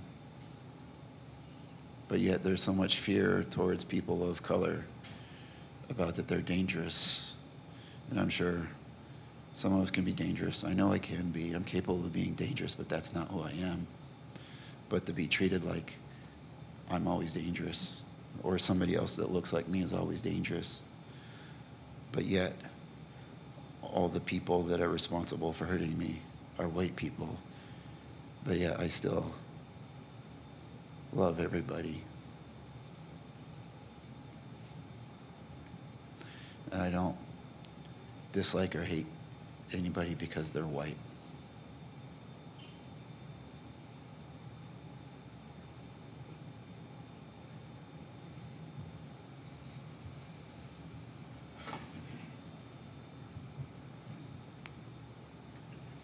Okay, thank you guys so much for that and your courage and everything. We're going to take about a 5-minute break, and then we'll have another truth teller. Thank you guys so much.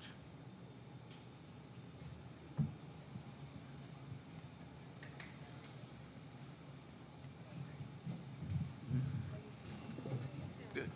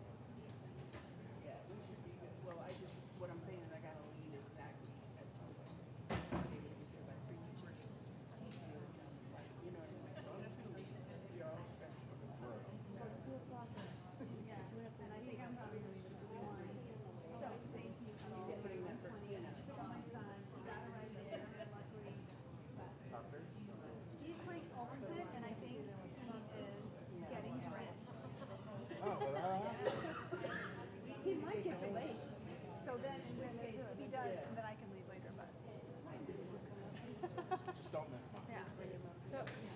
Mine has a ready?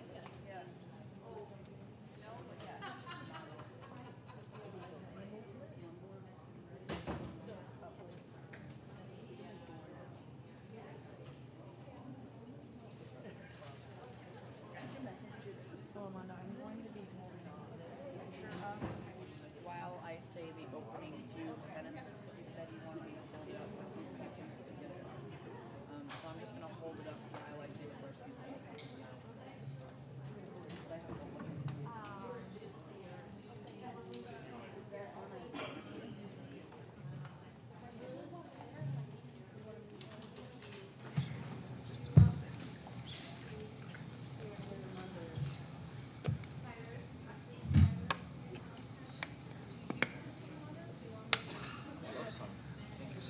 I was gonna say there's one right here too. I want these. I definitely So want. this is our basket of tears. This is one of No, I'm good.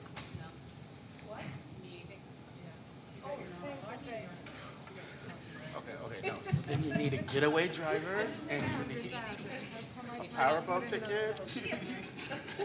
Can I have like 20 Powerball tickets? What? Yeah. It sounds so efficient. Okay, guys, we have about one more minute. And then we're going to get started again. Thank you guys all again for your patience. Couple announcements. We are running a little bit behind, but lunch will be immediately after this.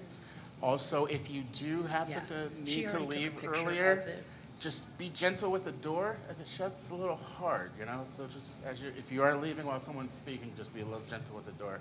And again, thank you all for coming today and sharing this space with us.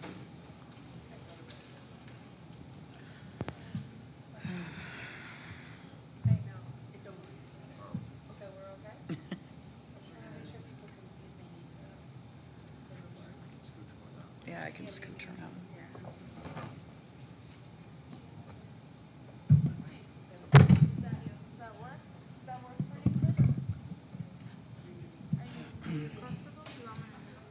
I think I'm okay.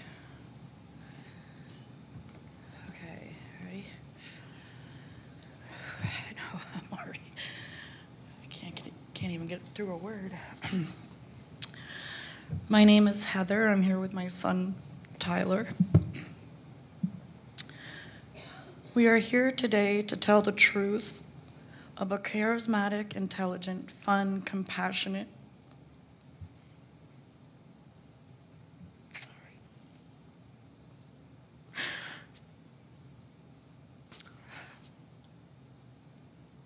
strong young woman.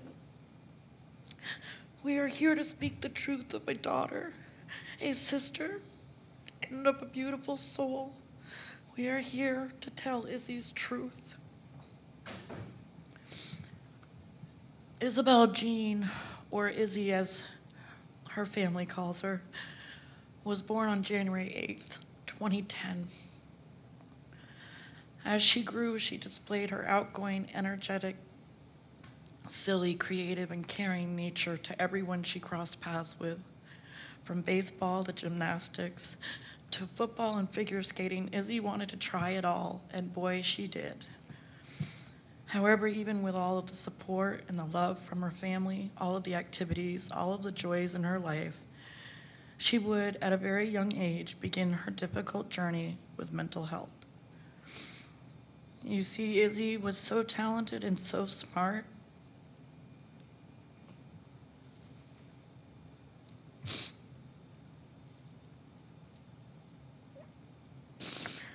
And so good at so many things.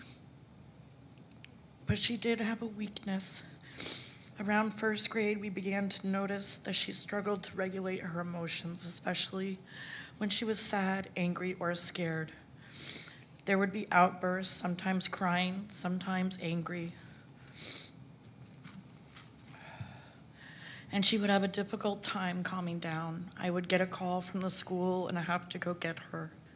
We didn't understand why she displayed this behavior because she never did this at home. The following year, Izzy was placed on an IEP in hopes that we could access more resources and help for her.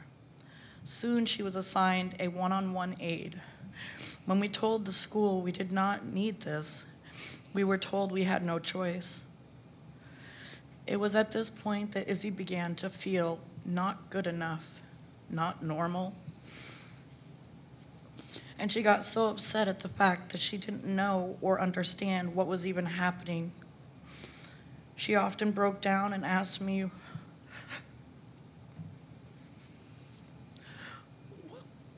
"What's wrong with me? Why can't I control it when it happens?" It was bad enough that Izzy was made to have a one-on-one. It was worse when other students would then begin teasing her for it. And it became even worse when her one-on-one aides kept changing. She would no sooner get used to one and feel comfortable, and they would switch jobs or schools, and a new one would be assigned. This caused Izzy to no longer want to open up, as she felt they wouldn't be around long enough to really care about her anyway. Eventually, Izzy was placed on medication, hoping to help regulate her emotions. She also began counseling and therapy, but no amount of medicine or therapy would stop the bullying, the teasing, or the inactions of the educational system to help stop any of it. There were never any consequences to the ones causing the abuse. Izzy couldn't understand why nothing was being done, and neither could we. Things became so mentally difficult for Izzy that she was eventually placed in alternative schools. However, the bullying never stopped, and neither did the inactions of the education system. Izzy was taunted daily at school. She was added to group chats where she was subject to extreme and harsh cruelty. Izzy tried so hard to be able to cope, including more intense therapy, new psychiatry, new medications. She would take screenshots of the bullying messages. We would show them multiple times to the school, and yet still nothing was ever done. Izzy's mental health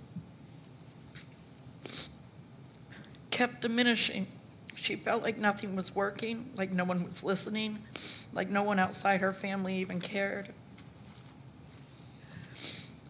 I remember the summer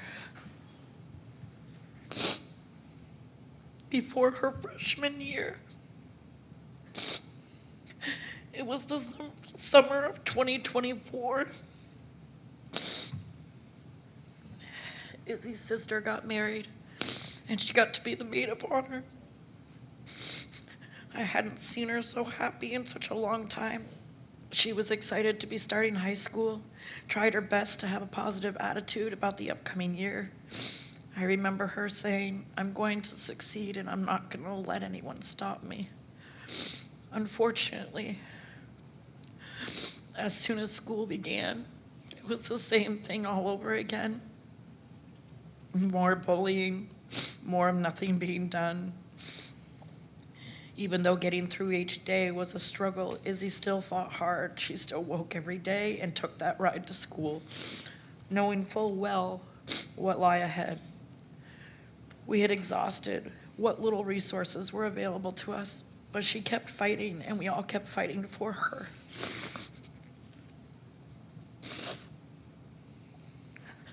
This was until the day of Friday the 13th, September 2024. The day that yet another bullying incident took place at school. And that one would be her last.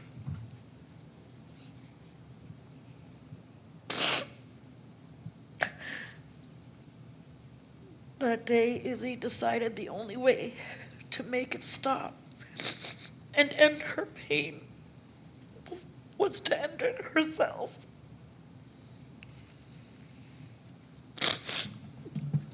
She spent 2 days in the hospital before taking her last breath on September 15th, 2024.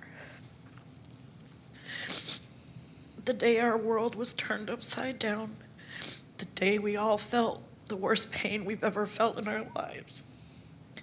And every day since, we relive that pain over and over.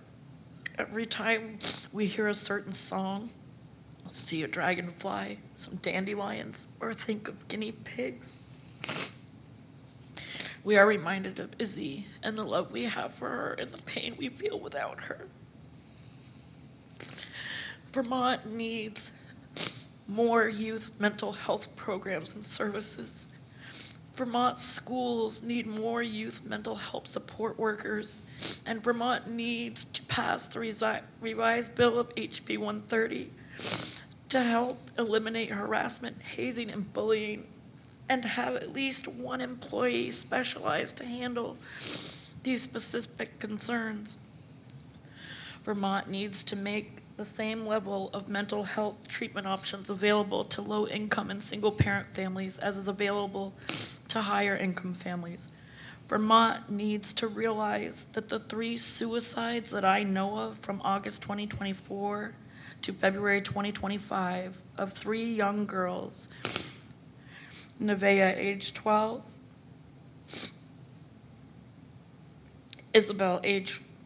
Amalia, age 12, Nevaeh, age 13, and my Isabel, age 14, is 3 suicides too many in 6 months. Now, Tyler has something he would like to add.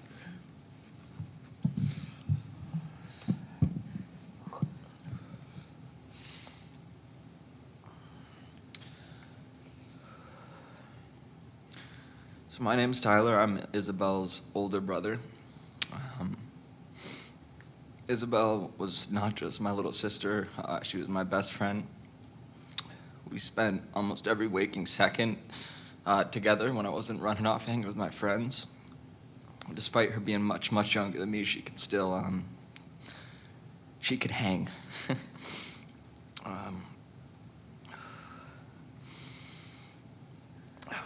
It's been almost a year without Isabel. And I can remember being in that hospital and getting that call like it was yesterday.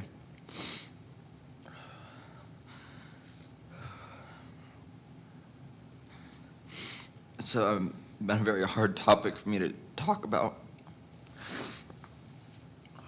which has led to me feeling very alone.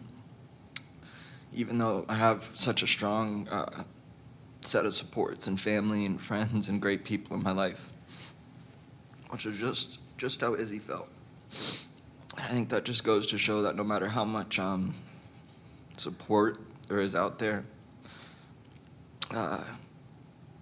if you're not able to, really let yourself and allow yourself to access it, then you're not able to get the help. I think now more than ever, with everything that's going on in the world, in everyone's day-to-day lives, we need to take that extra step to try and be kind to others. It can really go a long way for some people. There's been huge cuts made to a lot of the mental health programs in Vermont recently, as I'm sure everybody knows. And this is leading to an even more lack of resources than there was before.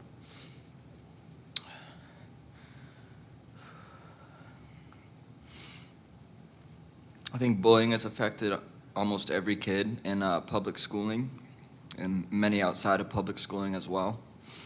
Whether you've been bullied, you've been a bully, it's widely accepted and considered common in schools. It's considered that kids are just being kids. But unfortunately, kids are losing their lives because of it.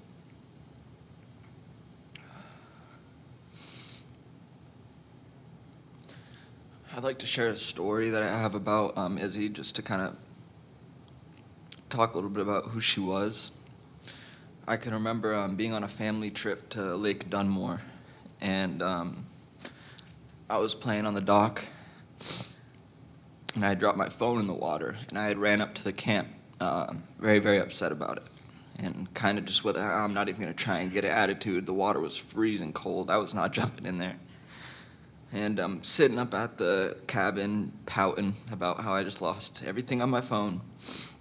Sure enough, not even a few minutes later, Izzy comes running up the hill with the biggest smile on her face, happy to tell me about how she jumped in and saved my phone.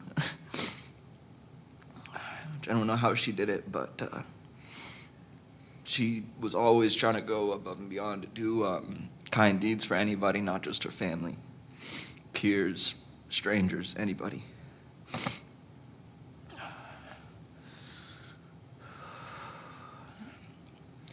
I believe that enforcing stricter rules in schools and having stricter laws around bullying, harassment, and hazing could give a lot of kids a much greater chance at overcoming, whatever they might be dealing with themselves.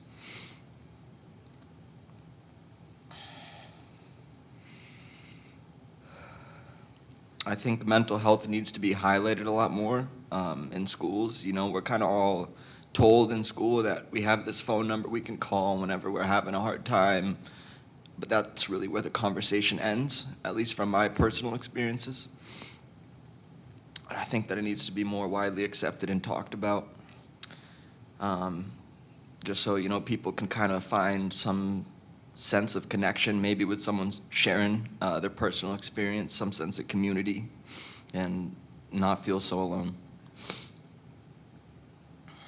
Mental health matters.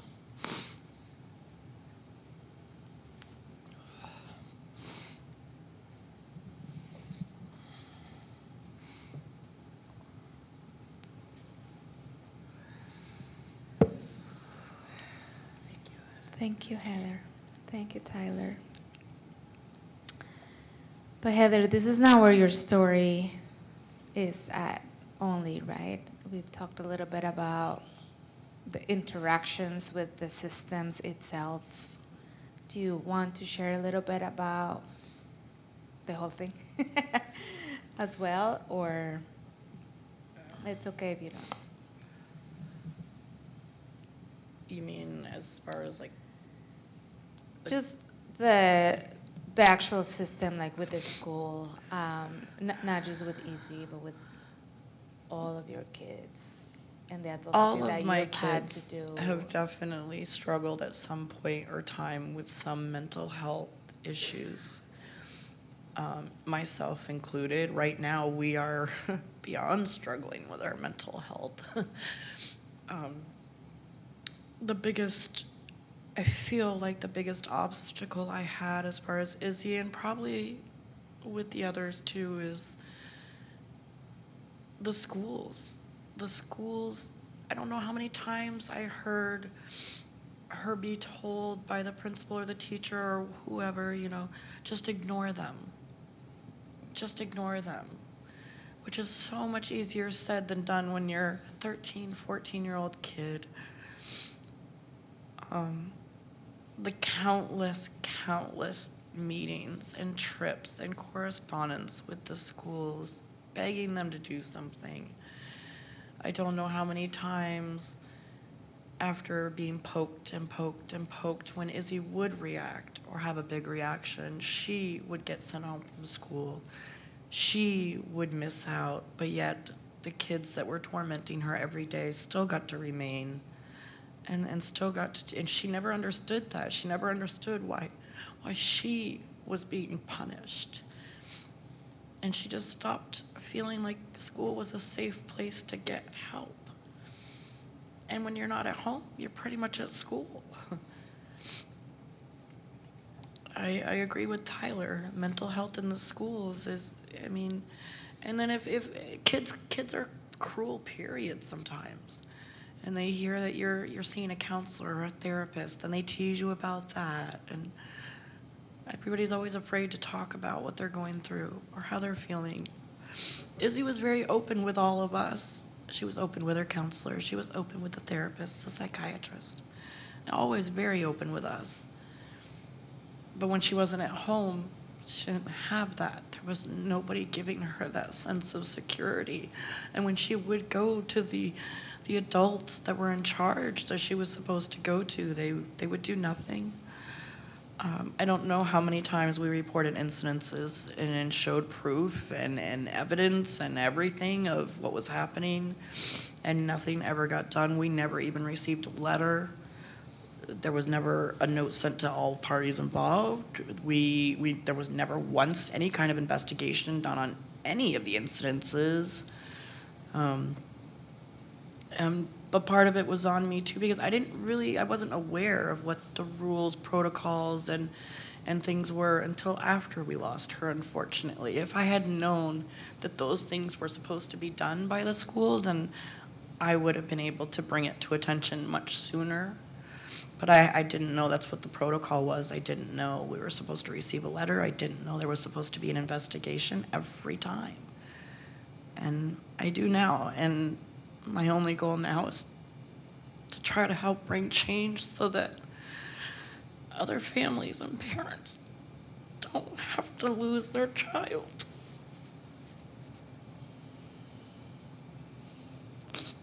She'll never graduate. She'll never get engaged.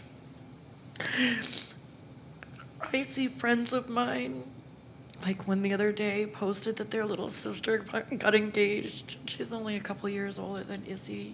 Izzy was, she's probably 18, 19 now. And I was so excited at first, and then immediately went to it's not fair. She'll never have children. She'll just never.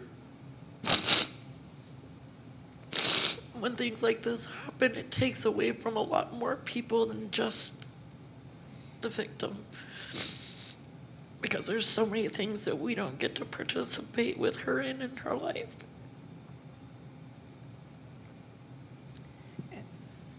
Heather, thank you. And that's actually what I was going to ask you. A lot of times as mothers, we really want to focus all of our energy on our children, obviously, and fight for them as you fought for Izzy, as you fought for all your children. And I was wondering if you could tell us about what that meant to you, and what impact that had on your health and your well-being, to have to be fighting so hard only to have her taken away. It was already difficult on my health and well-being because in December of 2023, I was diagnosed with metastatic brain cancer and underwent brain surgery. And that was another thing that added to Izzy's mental health. She was very worried about me. And so I don't want to say that I didn't see this coming, but at the time she really seemed happy. Like, just, I guess it was pretty unexpected. And now my biggest goal is to just do as much as I can in her name and honor her as much as I can while I'm still here to do so. But yeah, my mental health is not great right now. I'm not gonna lie, it's not. But my 3 older kids, we're all very close, and I spend days at their house, nights at their house, and I cling to that for now. But it has made me, and I was already a paranoid mom, not wanting them to do anything dangerous, no cliff jumping, what, are you crazy? But since Izzy, I don't want my kids doing anything or going anywhere. I'm so afraid.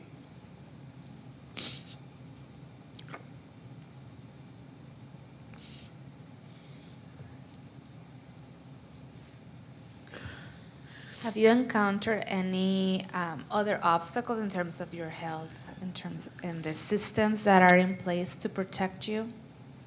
Or is there any place?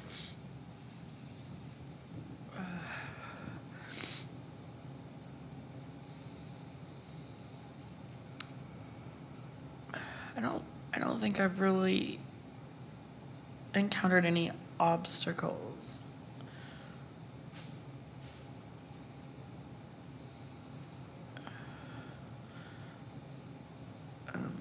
Not necessarily. Or at least I can't at the moment think straight.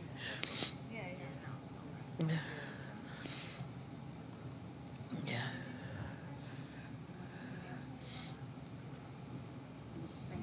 Thank you.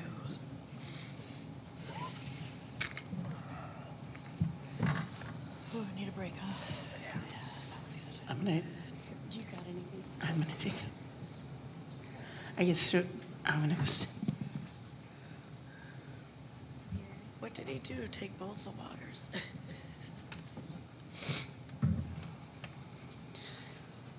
Okay. So that was our truth telling for today. We want to close this out. We're going to break bread together. I'm sure everybody's hungry. Art is still available. I see people are doing that. And I just want to close us out with a word from each of us in this room. Just one word on what you're taking away from this moment. Just one word. I'm going to start over on this side, if that's okay. You guys are going to start. Power. Thank you. Power. Power.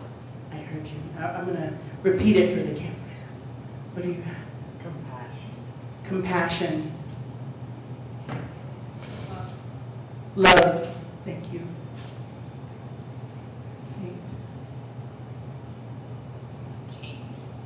Change. Yeah. Connection. Possibility. Courage. Community. Hold. Hold. Hold. Hold. Truth. Caring. Kindness. Empathy. Hope. Hope. Healing. Healing. Healing. I have this thing with that somewhere inside. You can say any word that comes to your mind. Okay. I'm also going Hope. Neighbors. Neighbors. You got two. Strength. Motivated. Accountability.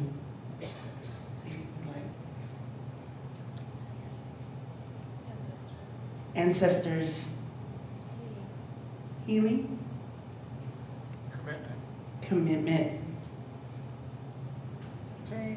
Change. Love. We heard difficult things and everybody came out with a new word to change the pain. Thank you. Let's go break bread. Thank you.